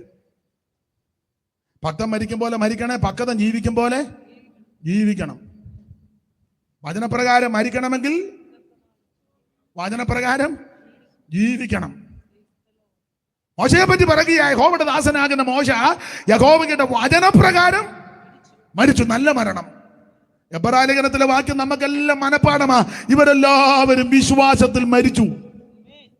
ഹാബേൽ തുടങ്ങിയുള്ള വിശുദ്ധന്മാരെ അങ്ങോട്ട് പൗലോസ് നിരത്തി. ഹാബേല്, അതുപോലെ ഹേനോക്ക്, മാത്രമാണോ നോഹ, പിന്നെ അബ്രഹാം, ഇസഹാക്ക്, യാക്കോബ്, യോസേഫ്, മോശ, ഗിദെയോൻ, യിഫ്താക്ക്, ബാരാക്ക്, ശിംശോൻ ആദിയായവർ. വിവരിപ്പ സമയം പോരാ. പറഞ്ഞു വന്നേച്ചു പറ.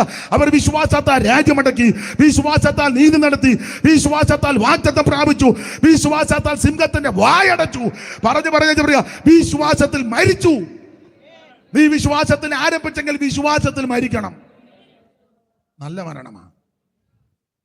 സംഭവം പിന്നീടാണെങ്കിലും ബൈബിളിലെ പ്രയോഗം നല്ലതാ. വെളിപ്പാട് പുസ്തകത്തിൽ ഇന്നു മുതൽ കർത്താവിൽ മരിക്കുന്ന മൃതന്മാർ, ഇങ്ങനെ മരിക്കുന്നവരെ പറ്റി, നിദ്ര പ്രാപിക്കുന്നവരെ പറ്റി അറിവില്ലാതിരിക്കരുത്. ദൈവമക്കൾ അറിവുള്ളവരായിരിക്കണം, പ്രത്യാശയുള്ളവരായിരിക്കണം. ഓടിച്ച് മുമ്പോട്ട് പോട്ടെ, എല്ലാ ഭാഗവും എടുക്കുന്നില്ല, നിങ്ങൾക്ക് കാര്യങ്ങളൊക്കെ നന്നായിട്ട് അറിയാമല്ലോ. ഒന്ന്, പ്രത്യാശയില്ലാത്ത മറ്റുള്ളവരെ പോലെ ദൈവമക്കൾ ദുഃഖിക്കരുത്. രണ്ട്, കർത്താവ് നിദ്ര പ്രാപിച്ചവരെ കുറിച്ച് അറിവില്ലാതെ ഇരിക്കരുത്, നല്ല അറിവുണ്ടായിരിക്കണം. ഇങ്ങനെയുള്ള കാര്യങ്ങളെല്ലാം നന്നായിട്ട് മനസ്സിലാക്കണം. അറിയാൻ മേലെ അറിവുള്ളവരോട് ചോദിക്കണം. അപ്പൊ അവർ വചനത്തിന്റെ വെളിച്ചത്തിൽ കാര്യങ്ങൾ പറഞ്ഞു തരും. അങ്ങനെയൊക്കെ നല്ല ധൈര്യത്തോട് ഉറപ്പോട് വരുന്നാൽ ഇങ്ങനെയുള്ള രംഗങ്ങളും സന്ദർഭങ്ങളും വരുമ്പോൾ ആമേൻ വെപ്രാളം കാണിക്കുകയല്ല, ദൈവത്തിന് മഹത്വം, അലമുറയിടുകയല്ല, മോഹാലസ്യം കൂടെ കൂടെ വരുത്തുമില്ല, ദൈവത്തിന് മഹത്വം ആട്ടെ. അപ്പൊ 6 കാര്യമാണ് പൗലോസ് ഇവിടെ കൊടുത്തിരിക്കുന്നത്. ഒന്ന്, പ്രത്യാശയില്ലാത്തവരെ പോലെ ദുഃഖിക്കരുത്. 2, കർത്താവിൽ നിദ്ര കൊള്ളുന്നവരെ കുറിച്ച് അറിവില്ലാതിരിക്കരുത്. അവിടെ അടുത്തത്, ആ കണ്ണികയ്ക്കകത്ത് കൊടുത്തിരിക്കുന്നത് ഒരു മടങ്ങിവരവ് നടക്കാൻ പോവുക. ഒരു മടങ്ങിവരവ്. ഈ വചനങ്ങളെ കൊണ്ട് ആശ്വസിക്കണം. ഏത് മടങ്ങിവരവ്? യേശു ക്രിസ്തു വീണ്ടും മടങ്ങി വരും. നാം സേവിക്കുന്ന, നമ്മെ രക്ഷിച്ച് നമുക്ക് വേണ്ടി ജീവൻ തന്ന് നമ്മെ വീണ്ടെടുത്ത നമ്മുടെ കർത്താവ് വീണ്ടും വരുമെന്ന് മുമ്പേ സൂചിപ്പിച്ചല്ലോ. ഒരിക്കൽ യേശു വന്നു. എന്തിന്? മനുഷ്യവർഗത്തിന്റെ പാപത്തിന് പരിഹാരം വരുത്തിയാച്ചോ അവിടുന്ന് ഇപ്പൊ സ്വർഗത്തിലുണ്ട്. എന്നിട്ടോ ഇനി തിരിച്ചു വരും. ഇപ്പോൾ അവിടുത്തെ സ്വർഗത്തിൽ എനിക്ക് നിങ്ങൾക്ക് വേണ്ടി പക്ഷപാതം ചെയ്യുന്നു. പക്ഷപാതം പറഞ്ഞാൽ എന്റെ നിന്റെ പക്ഷം പിടിച്ച് ക്രിസ്തു നമുക്ക് വേണ്ടി വാദിക്കുന്നു. അതെന്തിനാന്ന് വെച്ചാൽ എനിക്ക് നിങ്ങൾക്കുമെതിരെ ഒരു അപവാദി അവിടെ ഉണ്ട്. അവൻ ദിനം പ്രതി അപവാദം ചെന്ന് പറയുമ്പോൾ എനിക്ക് നിങ്ങൾക്ക് വേണ്ടി പക്ഷം പിടിച്ച് വാദിക്കുവാൻ അവിടുന്ന് ഇപ്പോഴും അവിടെ ഉണ്ട്. ആ പക്ഷപാതം ചെയ്യുന്ന ക്രിസ്തു അധികം താമസിക്കാതെ വീണ്ടും വരും. അതിന് തെളിവുകളാണ് നമ്മൾ കണ്ടുകൊണ്ടിരിക്കുന്നത്. അതൊക്കെ എന്നേക്കാൾ നന്നായിട്ട് പറയാൻ പ്രാഗൽഭ്യവും അറിവും വിവരവും പരിജ്ഞാനമുള്ള ദൈവദാസന്മാർ നമ്മുടെ ഇടയിലുണ്ട്. അതുകൊണ്ട് ഞാൻ അങ്ങോട്ട് കൈവെക്കുന്നില്ല. സ്തോത്രം. എന്തായാലും ഒരു കാര്യം, യേശു വീണ്ടും വരും തിരുസഭയെ ചേർക്കാൻ. അതാണ് നമ്മുടെ പ്രത്യാശ. ഇനി എത്രയും അല്പകാലം കഴിഞ്ഞിട്ട് വരുവാനുള്ളവൻ വരും. അതിന് ഏറ്റവും വലിയ തെളിവ് യേശു പറഞ്ഞേച്ചാ പോയത്.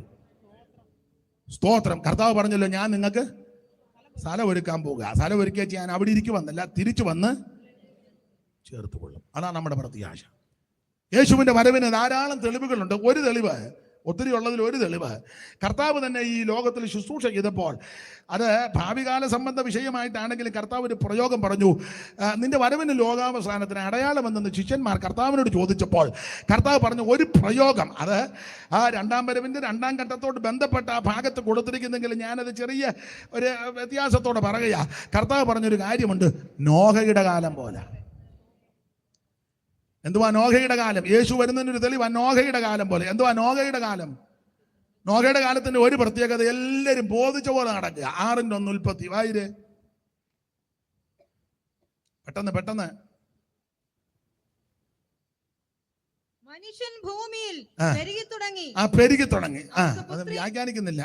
പുത്രിമാർ ജനിച്ചപ്പോൾ ദൈവത്തിന്റെ പുത്രന്മാർ മനുഷ്യരുടെ പുത്രിമാരെ സൗന്ദര്യമുള്ളവരെന്ന് കണ്ടിട്ട് തങ്ങൾക്ക് ബോധിച്ച ഏവരെയും ഭാര്യമാരായി എടുത്തു. മതി. ഞാൻ ഒരു പദമേ ഇങ്ങോട്ട് എടുക്കുന്നുള്ളൂ. എല്ലാരും ബോധിച്ച പോലെ നടക്കുക. യേശുക്രിസ്തുവിന്റെ വരവിന്റെ തെളിവാണ് ബോധിച്ച പോലെ നടക്കുക. ഇപ്പം സഭയ്ക്കകത്താണെങ്കിലും ബോധിച്ച പോലെയല്ലേ നടക്കുന്നേ. ശുശ്രൂഷകന്മാർക്ക് ഒരു കാര്യം തീർത്ത് പറയാനൊക്കത്തില്ല. 2-3 വർഷം അവർ ശുശ്രൂഷിക്കുന്നത്. അത് തന്നെ എത്ര കമ്മിറ്റി കൂടി അവർ പാസ്റ്റർ ഒരു സഭയിലോട്ട് ആക്കുന്നത്. 2 വശമുണ്ട്. ഇവർ കമ്മിറ്റി കൂടി ഒരു 50 സ്ഥലത്ത് വിളിച്ചു ചോദിക്കും പുള്ളി എങ്ങനെ ഉണ്ടെന്ന്. അപ്പോൾ അവർ ചിലർ പറയും തരക്കേടില്ല. ഞാൻ എന്നെയും കൂടെ പ്രതിയാക്കിയ പാസ്റ്റർമാർ നേരത്തെ ട്രാൻസ്ഫർ, എല്ലാവരും അല്ല, ചിലർ അവർ ഒറ്റ നോക്കാൻ പോകും. ഇല്ല, സംഖ്യ 13 പോലെ. 2 വശമുണ്ട്. മനസ്സിലാകുന്നുണ്ടോ? പിന്നെ മിടുക്കന്മാർ പാസ്റ്റർമാരുണ്ട്, അങ്ങോട്ടും ഇങ്ങോട്ടും ട്രാൻസ്ഫർ. ഞാൻ അങ്ങോട്ട് വരുമ്പോൾ ആ വണ്ടിയിൽ നിന്റെ സാധനമെല്ലാം ഇങ്ങോട്ട്. അതിന് വേറെ ഇംഗ്ലീഷ് വേടാ പറയുന്നത്. എന്തുവാ? ഞാനത് പറഞ്ഞാൽ തെറ്റിപ്പോകും.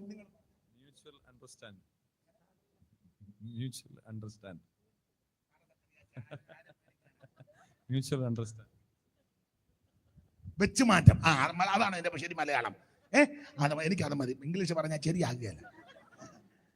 വെച്ചുമാറ്റം. സാധാരണക്കാർ ഉപദേശിമാർ ഇപ്പോഴും പൈനിയർ വർക്കും മിഷൻ സ്റ്റേഷനും മിടുക്കന്മാരല്ല, വെച്ചുമാറ്റവും.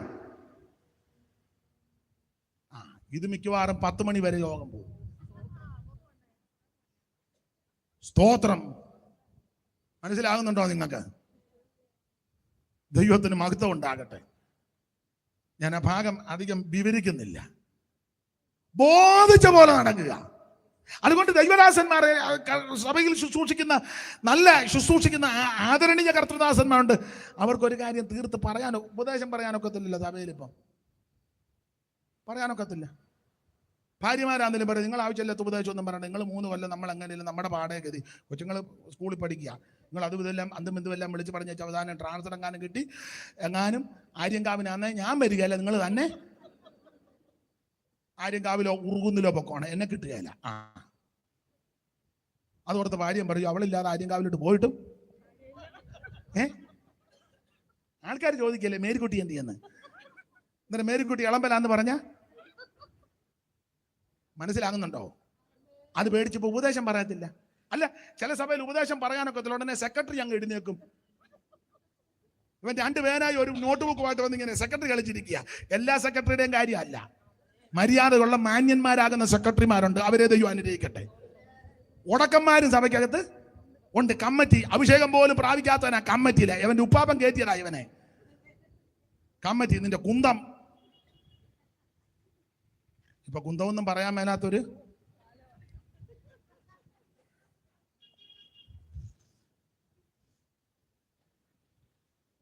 ഞാൻ നമ്മുടെ ഈ വിഷയത്തിലാ. മനസ്സിലാകുന്നുണ്ടോ? കർത്തൃദാസന്മാർക്ക് ഉപദേശം ശരിക്കും പറയാൻ ഒക്കത്തില്ലല്ലോ. പറഞ്ഞാൽ ഉടനെ കമ്മിറ്റി കൂടും. പാസ്റ്ററുടെ പ്രസംഗത്തിന്റെ സ്തോത്രം. അത് ഈ ഉപദേശം പറയാത്തത് കൊണ്ട്, കർക്കശമായി ഉപദേശിക്കാത്തത് കൊണ്ടും. മലാക്കി പ്രവചനത്തിൽ വായിക്കുന്നത്, പുരോഹിതൻ സൈന്യങ്ങളുടെ യഹോവയുടെ ദൂതനാകയാൽ അവന്റെ അധരം പരിജ്ഞാനം സൂക്ഷിച്ചു വെക്കേണ്ടതും ഉപദേശം അവനോട് ചോദിച്ച് മനസ്സിലാക്കണം. കർത്തൃദാസന്മാർ കർക്കശമായിട്ട് ഉപദേശം പറയണം. പ്രധാനപ്പെട്ട സഭകളിൽ ഞാൻ പറയാനുണ്ട്, നന്നായിട്ട് ഉപദേശം അറിയാവുന്ന ദൈവദാസന്മാരുണ്ട്, പക്ഷെ മിണ്ടാൻ ഒക്കത്തില്ല. പണ്ട് നമ്മളൊരു പഴഞ്ചൊല്ല് പറയും, കുറുക്കൻ രാജാവാ പക്ഷെ വെളിയിലിറങ്ങാൻ മേല. കുറുക്കൻ രാജാവാ പക്ഷെ പകല്. മനസ്സിലാകുന്നുണ്ടോ? ഉപദേശം പറയാൻ മേല. ഈ ഉപദേശം പറയാത്തത് കൊണ്ട് തന്നെ ബോധിച്ച പോലെ നടക്കുക. നിങ്ങളെ ചില ആരാധനാ സ്ഥലത്ത് ശ്രദ്ധിച്ച് ബോധിച്ച പോലല്ലേ വരുന്നേ. ഇഷ്ടമുള്ളപ്പം വരാം, ഇഷ്ടമുള്ളപ്പം ഇറങ്ങിപ്പോകാം. പാസ്റ്റർ പ്രസംഗിക്കുമ്പോൾ അവിടെ നിന്ന് മൊബൈലിൽ സംസാരിക്കുന്നവന്മാരുണ്ട്. പിന്നെ വിളിക്കും ആരാധന അവിടെ മറ്റേ വണ്ടിയുടെ പിന്നെ പറയാമെന്ന് മറ്റേ വണ്ടി അവര് 50,000 ചോദിച്ചത്. ചില താത്ത് പിടിക്കും. യോഗത്തിനിടെ ഇരുന്ന താത്ത് പിടിക്കും. ഇനി കോവിഡ് അല്ല വരേണ്ടത്, വേറെ വല്ല കോടാലി വന്ന് നിന്നെയല്ല. ഈ കാര്യം ഉപദേശം എന്ന് പറയട്ടെ, അന്നേരം ട്രാൻസ്ഫർ ആകും. ചർച്ചക്കോട് ആന്നെ മുളക്കൊടിയിലോട്ട് ഉടനെ കംപ്ലൈന്റ് ചെയ്യും. IPC ആന്നെ കുമ്പനാട്ടോട്ട് കംപ്ലൈന്റ്, AG ആന്നെ പിന്നെ ദൂരെ പോകണ്ട, അങ്ങോട്ട് കയറിയാൽ മതി. അതുകൊണ്ട് ഉപദേശമാരി ഇപ്പൊ ശരിക്കും ഉപദേശം സ്തോത്രം നന്നായിട്ട് ഉപദേശിക്കണം. ഉപദേശിക്കാത്തത് കൊണ്ട് ആ ജനമെല്ലാം ബോധിച്ച പോലെ ആരാധന. നിങ്ങൾ ശ്രദ്ധിച്ച ഇഷ്ടമുള്ള വസ്ത്രം ധരിക്കാം, ഒരു വിഷയവുമില്ലല്ലോ. കടുങ്കളറാന്നെ കടുങ്കളർ, വെള്ളയാന്നെ വെള്ള, ചുമലയാന്നെ ചുമല, നീലയാന്നെ നീല, ഇഷ്ടമുള്ളത്. പാഷന്മാരും പറയും എന്താണ് വന്നാ മതി. ഇപ്പൊ പെണ്ണുങ്ങളെ കണ്ടില്ലേ, തലയെ തുണി ഇടണമെങ്കിൽ ഇടാം, വേണ്ടെങ്കിൽ അല്ലേ. അമ്മാമയ്ക്ക് തലയെ തുണി ഇടണമെങ്കിൽ ഇടാ, ഇല്ലെങ്കിൽ ആസ് യു ലൈക്ക്. ഒരു ഇംഗ്ലീഷ് കൂടി ഇരിക്കട്ടെ, തെറ്റിയോ പറ, തെറ്റിയോ?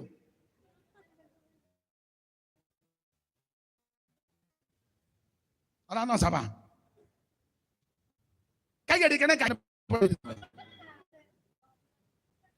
എന്നതാടാ നിന്റെ തപ കമ്പത്തിന്ന് പോലെ അടിച്ചു കയറ്റി വെച്ചാൽ ഉപദേശം പറയണം. കർക്കശം 2 ഉള്ളതിൽ മതിയെന്നേ. അവിടെ വെള്ളം കുടിച്ചെല്ലാം ചത്തപ്പോ ആകെ രക്ഷപ്പെട്ടത് 8 ആകെ രക്ഷപ്പെട്ടത് 8. ആ പെട്ടകത്തിൽ അല്പജനം എന്ത് വെച്ചാൽ 8 പേർ വെള്ളത്തിൽ കൂട്ടി രക്ഷ പ്രാപിച്ചു. സ്നാനത്ത് ബാക്കി മുഴുവൻ ചാത്തൊടുങ്ങി. എന്നെ കേൾക്കുന്ന അഭിഷിക്തന്മാരോടും ദൈവമക്കളോടും പറയട്ടെ, അവൻ കാലം സമീപിച്ചിരിക്കുക. യേശു വരാറായി. ഇനി ഉഴപ്പി സംസാരിക്കരുത്. കാര്യങ്ങൾ തീർത്ത് പറയണം. നിന്റെ പിള്ളേരുടെ അത് ദൈവം നടത്തിക്കോളും. പെമ്പിളയുടെ കാര്യം ദൈവം നടത്തിക്കോളും. നിന്റെ കാര്യം ദൈവം നടത്തിക്കോളും. വിളിച്ചത് ദൈവമാണെങ്കിൽ നിന്നെ പുലർത്താൻ ദൈവം വിശ്വസ്തനാ. ചിലപ്പോൾ സെക്രട്ടറിയും ട്രഷറും കൂടെ കമ്മിറ്റി കൂടി വെച്ച് പറയും, ഈ പ്രാവശ്യം നമുക്ക് സാലറിയും കൊടുക്കണ്ട, ദേശാംശം കൊടുക്കണ്ട. പോടാ നിന്റെ കൂലറി. പാവം പിടിച്ച ദൈവദാസന്മാർക്ക് നിന്റെ കൂലറിയും കൊടുത്തേക്ക് അവരെ ഇട്ട് കുഴയ്ക്കുക. ഉപദേശവും പറയാനൊക്കത്തില്ല. അതുകൊണ്ട് തന്നെ ജനമെല്ലാം ബോധിച്ച പോലെ നടക്കുക. ബോധിച്ച പോലെ കല്യാണം, പെന്തിക്കോസുകാരുടെ കല്യാണം ബോധിച്ച പോലെ ഒക്കത്തില്ല. പാസ്റ്റർമാരെ പറഞ്ഞാൽ എടുത്ത് പെരുക്കും. നീ വരണം. പിന്നെ അങ്ങനെയുള്ള കേസുകളിലൊക്കെ എന്നെ വിളിച്ചാൽ മതി. ഞാൻ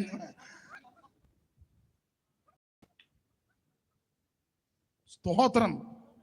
ഉപദേശം തരും പറയണം. ബോധിച്ച പോലെ വരുന്ന, ബോധിച്ച പോലെ ഇരിക്കുന്ന നല്ല ദൈവസഭ. ദൈവസഭയ്ക്ക് ക്രമമുണ്ട്, ക്രമീകരണമുണ്ട്, ചിട്ടയുണ്ട്, നിഷ്ഠയുണ്ട്, വ്യവസ്ഥയുണ്ട്. Price the Lord. അപ്പൊ നോഹയുടെ കാലം പോലെ മനുഷ്യപുത്രന്റെ വരവ്. ഇങ്ങനെ ബോധിച്ച് ഒന്നുകൂടെ വാക്യം വായിച്ചാൽ അല്ല മടക്കി വെച്ചോ വായിരേ. മനുഷ്യൻ ഭൂമിയിൽ പെരുകി തുടങ്ങി. അവർക്ക് പുത്രിമാർ ജനിച്ചപ്പോൾ ദൈവത്തിന്റെ പുത്രന്മാർ മനുഷ്യരുടെ പുത്രിമാരെ സൗന്ദര്യമുള്ളവരെന്ന് കണ്ടിട്ട് വല്ലാത്ത കണ്ണ്. അതാ കണ്ടിട്ട് നല്ല കാഴ്ചയൊന്നുമല്ല.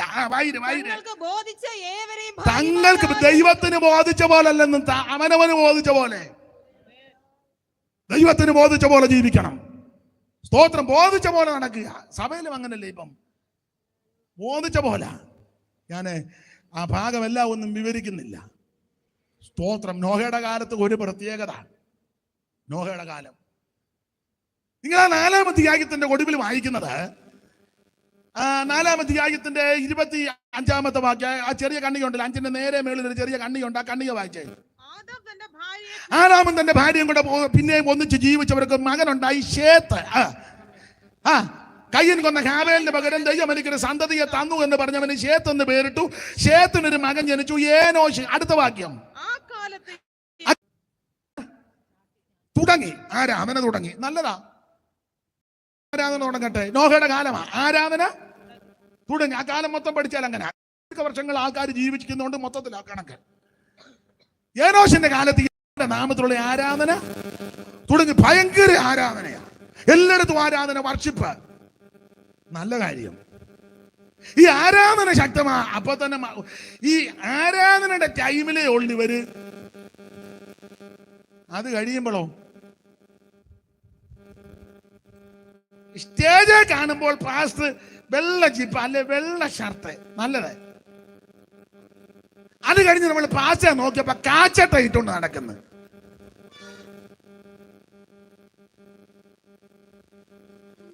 മനസ്സിലാകുന്നില്ല.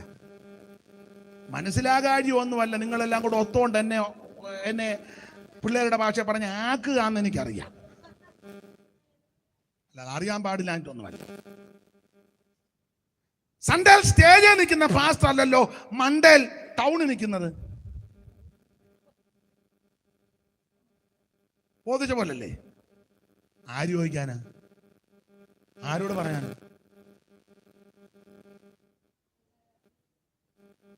വസ്ത്രം മാത്രമല്ല, സ്തോത്രം. ഞാൻ ഉദാഹരണം അങ്ങ് പറഞ്ഞത്. ആരാധന തുടങ്ങി. ഭയങ്കര ആരാധന, ഭയങ്കര കൂട്ടായ്മ, യോഗം. നല്ലത്.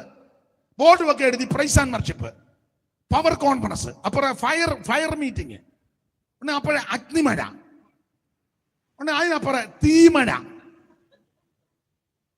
അപ്പുറം ഒരു ബോർഡ് ഡുനാമീസ്. എല്ലാം നല്ല കാര്യം, എതിർക്കുന്നില്ല. പക്ഷെ ഇത് കഴിയുമ്പോൾ ബോധിച്ച പോലെ നടക്കുക. ബോധിച്ച പോലെ നടക്കുന്നു. നടക്കുന്ന ആണ്ട് ഒരുത്തൻ 2 ഭാര്യയായിട്ട് നടക്കുന്നു. 4-ാം അധ്യായത്തിന്റെ 19 വായിച്ചേ, പെട്ടെന്ന് വായിക്കേ. രണ്ട് ഭാര്യമാരെ എടുത്തു. മതി, എന്തിനാ ഒത്തിരി എടുക്കുന്നത്? ലാമേക്ക് ഉറക്കെ വായിച്ചേ. ലാമേക്ക് രണ്ട് ഭാര്യമാരെ എടുത്തു. പണ്ട് ഞാൻ പ്രസംഗിച്ചപ്പോ മുന്നിൽ ഇരുന്നൊരു കൊച്ചൻ എന്നോട് ചോദിക്കുക, അവൻ ആരും കേട്ടില്ല, അവൻ ചോദിക്കും എടുത്തോന്ന്.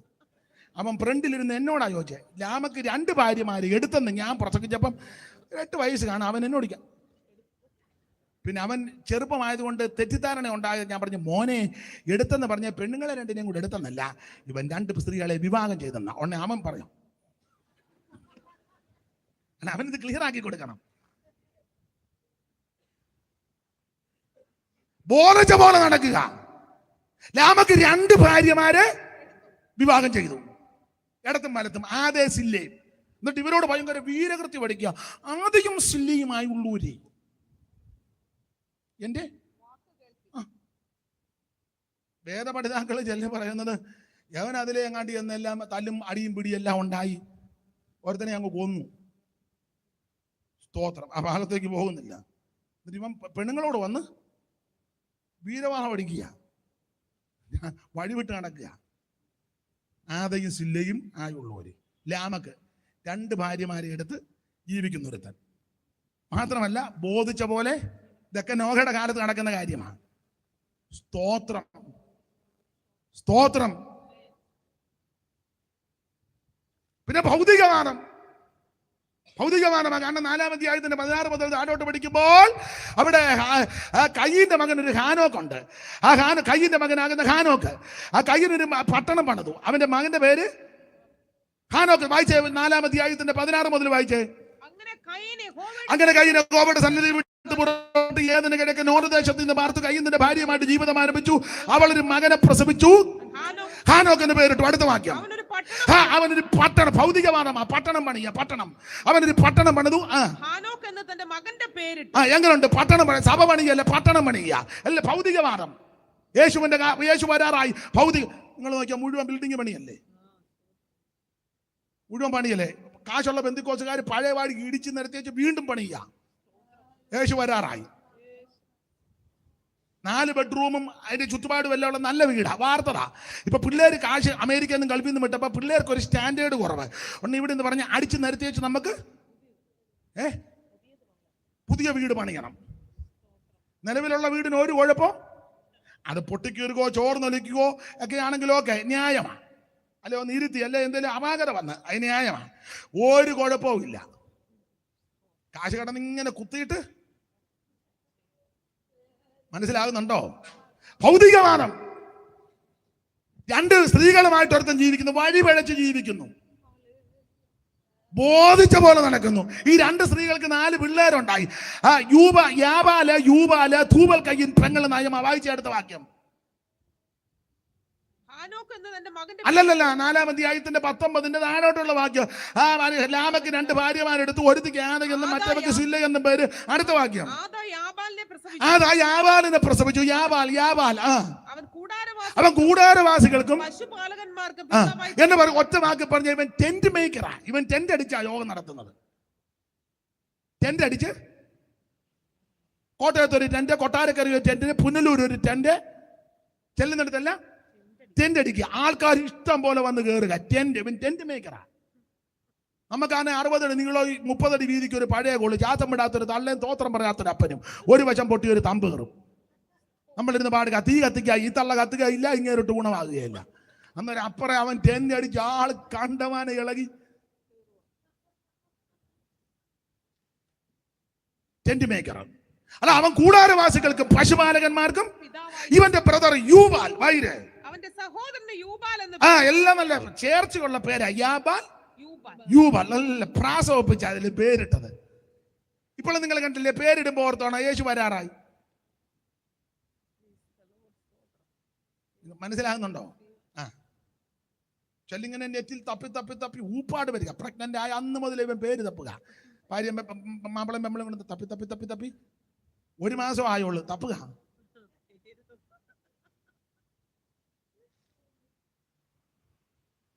ഞാനതിന് എതിരൊന്നുമല്ല, തപ്പിക്കോ, പക്ഷെ പേര് പോലെ ആയിരിക്കണം.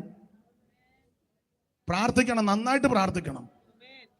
യാബാല് യൂബാൽ. യൂബാലിന്റെ പ്രത്യേകത യൂബാൽ അവൻ കിന്നരവും വേണുവും എല്ലാവർക്കും പിതാവായി ഇൻസ്ട്രുമെന്റ്സ് നന്നായിട്ട് കൈകാര്യം ചെയ്യും. യേശുവിന്റെ വരവിന്റെ ലക്ഷണമാണ്. ഞാൻ സംഗീത ശുശ്രൂഷയ്ക്കെതിരല്ല, ഞാനതിൽ ബഹുമാനിക്കുന്ന ആളാ. എല്ലാ വാദ്യ ഉപകരണങ്ങളും വേണമെന്ന് ശഠിക്കുന്ന ആളാ ഞാൻ. എല്ലാ ഉപകരണങ്ങളും വേണം. പക്ഷേ ചില ഇടങ്ങളിൽ നമ്മൾ ശുശ്രൂഷയ്ക്ക് ആരാധനയ്ക്ക് ചെന്ന് പാട്ട് പാടുമ്പോൾ ശ്രദ്ധിച്ച് ഏത് പാട്ടാന്ന് പോലും നമുക്കറിയത്തില്ല. ഇതെല്ലാം കൂടെ വെച്ച് അങ്ങോട്ട് അടിച്ച് പെരുക്കി നമ്മളിങ്ങനെ കാത് കൂർപ്പിച്ചിരിക്കണം. ഏത് പാട്ടാ, ഏത് വരിയാ അവര്. അപ്പൊ അതിനിപ്പം പോംവഴി കണ്ടുപിടിച്ചു. പാട്ട് തിട്ടമില്ലാത്തതുകൊണ്ട് ഇപ്പൊ കാണിച്ചു കൊടുക്കുന്നുണ്ട്. എന്നാൽ സംഗീത ശുശ്രൂഷകരുടെ വ്യവസ്ഥ പറയാം. സകല വാദ്യ ഉപകരണങ്ങളും പാട്ടിന്റെ കീഴിൽ നിൽക്കണം. പാട്ടിന്റെ കീഴിൽ നിൽക്കണം എന്ന് പറഞ്ഞാൽ പാട്ടിന്റെ വരികളും പദങ്ങളും പ്രധാന പദങ്ങളും, ചില പാട്ടിലൊക്കെ സാഹിത്യമുണ്ടല്ലോ, അത് നന്നായിട്ട് മനസ്സിലാകണം, കേട്ട് ഗ്രഹിക്കണം. ഇത് വാദ്യോപകരണങ്ങളെല്ലാം കൂടെ ഓളിയം അങ്ങോട്ട് കൂട്ടി ആട്ടിച്ച് പെരുക്കി ഏത് പാട്ടാന്ന് പോലും നമുക്ക് അറിയത്തില്ല. പിന്നെ നമുക്ക് പെന്തിക്കോസുകാർക്ക് ഒന്നേ തെറ്റുമില്ല, മറന്നു പോകില്ല, അറിയത്തില്ല. ഉടനെ ആത്മാവിൽ നിറഞ്ഞു. ഉടനെ മെയിൻ ആള് വന്നത് സാന്നിധ്യമാണ്. അതാണ് അതിന്റെ ക്രമം. വേദപുസ്തകത്തിന്റെ ക്രമം പറയാ. സംഗീതക്കാർ മുമ്പിൽ നടന്നു, വീണക്കാർ പിമ്പി നടന്നു, തപ്പ് കൊട്ടുന്ന കന്യകമാർ ഇന്ന് നേരെ തിരിച്ച. സംഗീതക്കാർ പുറകെ നടക്കുക, വീണക്കാര് ഫ്രണ്ട് നിൽക്കുക, തപ്പ് കൊട്ടുന്ന പെണ്ണുങ്ങൾ കുറച്ചുകൂടെ മുന്നോട്ട്. ഏത് പാട്ടാ ആരാ പാടുന്നെന്ന് പോലും അറിയാൻ മേല. എനിക്ക് പാടാൻ കൃപയൊന്നുമില്ല. എൻ്റെ സ്വരം നല്ലതല്ലെന്ന് എനിക്ക് നന്നായിട്ടറിയാം, നിങ്ങൾക്ക് ചൊവ്വിനറിയാം. ഇന്നാളൊരു തള്ള എന്നോട് ശിവപാസോട് ചോദിച്ചു, നിങ്ങൾ രണ്ടുകൂടെ കടന്ന് കാറുന്ന എന്തിനാന്ന്? പാടുന്ന നല്ലവര് പറഞ്ഞേ, എന്തിനാ ഈ രണ്ടുപേരുടെ കടന്ന്? അത് ഞങ്ങൾക്കും അറിയാം. പക്ഷേ കാറ് ഞാനും അംഗീകരിക്കുന്നത്. പക്ഷെ അതിൻ്റെ വരി, പദം, പ്രയോഗം അകത്ത് ചിന്തിച്ച് ധ്യാനിച്ച് വേണം പാടാൻ. സ്തോത്രം. ഇപ്പൊ അത് ഏത് പാട്ടാന്ന് പോലും നമുക്ക് അറിയത്തില്ല, കേൾപ്പിക്കുന്നില്ലല്ലോ. അടിച്ച് പേരുക്കി അങ്ങോട്ട് ഓളിവെല്ലാം അങ്ങോട്ട് വെച്ച് മൂപ്പിച്ച് അടിച്ച് പിള്ളേരുടെ പാച്ചപ്പോൾ എന്തുവാന്ന് എന്നോ അയ്യോ കിടന്നങ്ങ അലമ്പ. അതുകൊണ്ട് ചിലര് അതെല്ലാം തീർന്നു കഴിയുമ്പോൾ നമുക്ക് അങ്ങോട്ട് പോകാം. വ്യവസ്ഥയുണ്ടെന്ന്. ഇതെല്ലാം യേശുക്രിസ്തുവിന്റെ വരവിന്റെ മുന്നോടി ലക്ഷണമാണ്. ഞാൻ എൻ്റെ വാക്ക് നിർത്താൻ പോവുക, അധികം പറയുന്നില്ല. ആവശ്യമുള്ളതൊക്കെ ആയെന്ന് എനിക്കും ബോധ്യമുണ്ട്. സ്തോത്രം. 1, പ്രത്യാശയില്ലാത്തവരെ പോലെ ദുഃഖിക്കരുത്. 2, കർത്താവിൽ നിദ്ര പ്രാപിച്ചവരെ കുറിച്ച് അറിവില്ലാതെ ഇരിക്കരുത്. 3, ഒരു മടങ്ങിവരവ് നടക്കാൻ പോവുക. അത് മറ്റാരുമല്ല, യേശു വീണ്ടും വരും. ഈ വചനങ്ങളെ കൊണ്ട് ആശ്വസിക്കുക. 4, ഒരു ഉയർപ്പ് നടക്കാൻ പോവുക. മുമ്പേ ഓർപ്പിച്ചല്ലോ, ആമേൻ. ഉയർപ്പ് നടക്കാൻ പോകുക. അതിന്റെ ലക്ഷണങ്ങൾ കണ്ട് യേശു വീണ്ടും വരും. കാഹളം അങ്ങോട്ട് ധ്വനിക്കും. ക്രിസ്തുവിൽ മരിച്ച വിശുദ്ധന്മാർ ആദ്യം അങ്ങോട്ട് ഉയർക്കും. അവർക്ക് ആ മുൻഗണന.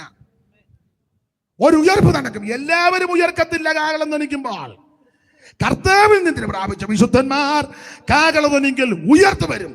അവർ തേജസ്സിന്റെ ശരീരം പ്രാപിക്കും. ഞാൻ വേഗത്തിൽ അങ്ങ് നിർത്താൻ വിവരിക്കുന്നില്ല. ആമൻ. 5, ഒരു രൂപാന്തരം നടക്കും. അത് ജീവനോടെ രക്ഷിക്കപ്പെട്ട് വെള്ളത്തിൽ മുങ്ങി സ്നാനപ്പെട്ട് പരിശുദ്ധാത്മ നിറവിനെ പ്രാപിച്ച് തിരുമേശയെടുത്ത് കൂട്ടായ്മ ആചരിച്ച് വേർപാടോടും വിശുദ്ധിയോടും വിശ്വസ്തയോടും ദൈവത്തോടും മനുഷ്യരോടും കുറ്റമറ്റ മനസ്സാക്ഷിയോടെ ജീവിക്കുന്ന വിശുദ്ധന്മാർ അവൻ മരിക്കുന്നതിന് മുമ്പ് യേശു വരികയാണെങ്കിൽ ആ നിൽക്കുന്ന നിപ്പിൽ അവർ രൂപാന്തരപ്പെടും. കണ്ണ് വെക്കുന്നതിനിടയില കണ്ണ് വെക്കുന്ന ഒരു വേറെ പഠിതാവ് പറഞ്ഞിരിക്കുന്നത് നിങ്ങൾക്കറിയാം. ഒരു സെക്കൻഡിൽ നൊടി നേരം, ഒരു സെക്കൻഡിനെ 8 പകുത്താൽ അതിന്റെ ഒരു ഭാഗത്തിന് എന്തോ സമയ ദൈർഘ്യം വരും. അതിലും ലോപിച്ച രൂപാന്തരം നടക്കുന്നു. സ്തോത്രം, സ്തോത്രം. സാറ് പാടിയ ഒരു പാട്ടുണ്ട്, മരിച്ചവർ ഉയർത്തു വരും, ജീവനോടിരിക്കുന്നവർക്ക് രൂപാന്തരം. സ്തോത്രം. അത് സാറ് കൊടുത്തിരിക്കുന്നതിന്റെ പ്രയോഗം ഇങ്ങനെ: പുതിഗന്ധം നിറയുമീ, പുതിഗന്ധം നിറയുമീ ദേഹം തകർത്തിടുമേ. മംഗളം മംഗളമായി നീ വാഴും നമ്മളെല്ലാരും മംഗളം. അപ്പൊ ഭൂതിഗന്ധം നിറയുന്ന ഈ ദേഹം അങ്ങ് തകരും. ഭൂതിഗന്ധം എന്ന് പറഞ്ഞാൽ ദുർഗന്ധം. ഈ ശരീരം ദുർഗന്ധം ഉണ്ടാക്കുന്നതാ, ഇല്ലേ? ഇത് ദുർഗന്ധം വരുത്തുന്നതാ. അതുകൊണ്ട് ഞാൻ ദൈവമക്കളോടൊരു കാര്യം പറയാ: ഒത്തിരി വേച്ചുകെട്ട് വന്നും ഈ ദേഹത്ത് കൊടുക്കണ്ട. ശുചിത്വമുണ്ടായിരിക്കണം, യോഗ്യമായിട്ടും വൃത്തിയായിട്ടും ഈ ശരീരം കാക്കണം. ഇതിനെ നശിപ്പിക്കരുത്, നശിപ്പിക്കുന്ന യാതൊരു പ്രവർത്തിയിലും ഏർപ്പെടരുത്. ഇത് പവിത്രമായിട്ട് കാക്കണം. പക്ഷേ ആവശ്യമില്ലാത്ത വേച്ചുകെട്ട് ഒന്നും കൊടുക്കരുത്. ഇത് ഭൂതിഗന്ധം വരുത്തുന്ന ശരീരമാണ്. ഭൂതിഗന്ധം പറയുന്ന ദുർഗന്ധം. മരിച്ചേ 2 ദിവസം അടക്കാതെ മോർച്ചറി വെക്കാതെ ചുമ്മാ ഒന്ന് വെച്ചേ, നടപടിയുള്ള കേസല്ല. അപ്പൊ ഇത് ദുർഗന്ധം ഉണ്ടാക്കുന്ന ശരീരമാണ്. ഈ ഭൂതിഗന്ധം ഉണ്ടാക്കുന്ന ശരീരം അങ്ങ് തകരും. എന്നിട്ടോ സാറ് കൊടുത്ത അടുത്ത ലൈനുണ്ട്: പുത്തനാകും ശരീരത്തെ, പുത്തനാകും ശരീരത്തെ ദത്തം ചെയ്യും നായകൻ, ദത്തം ചെയ്യും നായകൻ. മംഗളം മംഗളമായി നീ വാഴും നമ്മളെല്ലാരും മംഗളം മംഗളമായി നീ വാഴും നമ്മളെല്ലാരും മംഗളം. അപ്പോൾ ഈ ദുർഗന്ധമുള്ള ശരീരം മാറി ഒരു പുത്തൻ ശരീരം നമുക്ക് ലഭിക്കും. ഈ വചനങ്ങളെ കൊണ്ട് അന്യോന്യം ആശ്വസിക്കണം. സഹോദരന്മാരെ, മാംസരക്തങ്ങൾ ദൈവരാജ്യം അവകാശമാക്കുകയില്ല. ഈ ദ്രവത്വമുള്ളത് അദ്രവത്വത്തെയും മർത്യമായത് അമർത്യത്വം ധരിക്കണം. ഈ ദ്രവത്വമുള്ളത് അദ്രവത്വത്തെയും മർത്യമായത് അമർത്യത്വം ധരിക്കുമ്പോൾ മരണം നീങ്ങി ജയം വന്നിരിക്കുന്നു എന്നുള്ള വചനം നിവൃത്തിയാകും. ഹേ മരണമേ നിന്റെ ജയം എവിടെ? ഹേ മരണമേ നിന്റെ വിഷമുള്ളവിടെ? മരണത്തിന് വിഷമുള്ള പാപം, പാപത്തിന് ശക്തിയോ ന്യായപ്രമാണ്. നമ്മുടെ കർത്താവാകുന്ന യേശുക്രിസ്തു മുഖാന്തരം നമുക്ക് ജയം തരുന്ന ദൈവത്തിന് സ്തോത്രം. ഈ വചനങ്ങളെ കൊണ്ട് അന്യോന്യം ആശ്വസിക്കണം. പക്ഷെ ഒരുവൻ മരിച്ചവൻ ഏതുവിധം ശരീരത്തോടെ വരുമെന്നും ജീവിക്കുമെന്ന് ചോദിക്കുന്ന മൂഢാ, നീ ഇവരൊക്കെ സത്തില്ലെങ്കിൽ തനിയായിരിക്കുന്നു. നീ ഇവരൊക്കെ ഗോതമ്പിന്റെയോ മറ്റു വല്ലതിന്റെയോ മണികളത്തിന് ദൈവമോ ഓരോന്നിന് അതതിന്റെ ശരീരം കൊടുക്കുന്നു. സകല മാംസം ഒരുപോലെയുള്ള മാംസമല്ല. പക്ഷികളുടെ മാംസം വേറെ, കന്നുകാലികളുടെ മാംസം വേറെ, മത്സ്യങ്ങളുടെ മാംസം വേറെ, മൃഗങ്ങളുടെ മാംസം വേറെ. ഭൗമ ശരീരമുണ്ട്, സ്വർഗീയ ശരീരമുണ്ട്. ഭൗമ ശരീരങ്ങളുടെ തേജസ് വേറെ, സ്വർഗീയ ശരീരങ്ങളുടെ തേജസ് വേറെ, സൂര്യന്റെ തേജസ് വേറെ, ചന്ദ്രന്റെ തേജസ് വേറെ, നക്ഷത്രങ്ങളുടെ തേജസ് വേറെ. നക്ഷത്രം തേജസ് കൊണ്ട് ഭേദമുണ്ട്. മരിച്ചവരുടെ പുനരുത്ഥാനം ഔവണ്ണം തന്നെ. ഈ വചനങ്ങളെ കൊണ്ട് അന്യോന്യം ആശ്വസിക്കേ. Praise the Lord. ഒന്ന്, നിദ്ര പ്രത്യാശയില്ലാത്തവരെ പോലെ ദുഃഖിക്കരുത്, വചനം കൊണ്ട് ആശ്വസിച്ചോണം. 2, കർത്താവ് നിദ്ര പ്രാപിച്ചവർക്ക് അറിവില്ലാതിരിക്കരുത്, വചനം കൊണ്ട് ആശ്വസിച്ചോണം. 3, യേശു വീണ്ടും മടങ്ങി വരും. 4, ഒരു ഉയർപ്പ് നടക്കാൻ പോവുക. 5, ഒരു രൂപാന്തരം നടക്കാൻ പോവുക. ഈ വചനങ്ങളെ കൊണ്ട് അന്യോന്യം ആശ്വസിക്കുക. 6ാമത്തെ കാര്യം, ഒരു സമാഗമ സമ്മേളനം നടക്കാൻ പോവുക.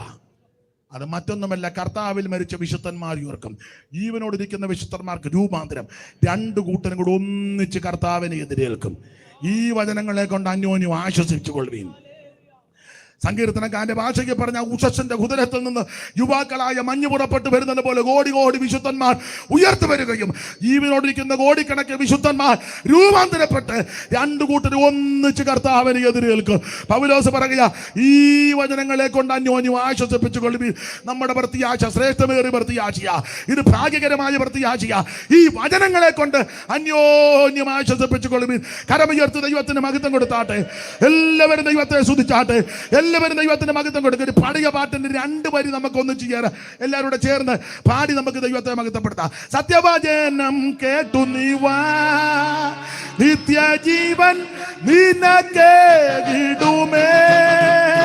സത്യവചനം കേട്ടു നീ, നിത്യജീവൻ നിനക്കേകിടുമേ.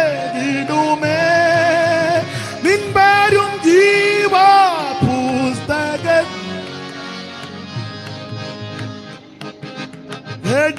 വിളിച്ചിടുമേ വരുവീൻ, ഈ നല്ല സമയം വൃഥാവാക്കാതെ നിന്നെ യേശു വിളിച്ചിടുന്നു വരുവീൻ. ഈ നല്ല സമയം വൃഥാവാക്കാതെ നിന്നെ യേശു വിളിച്ചിടുന്നു. ഓ തീരാത്ത പാപം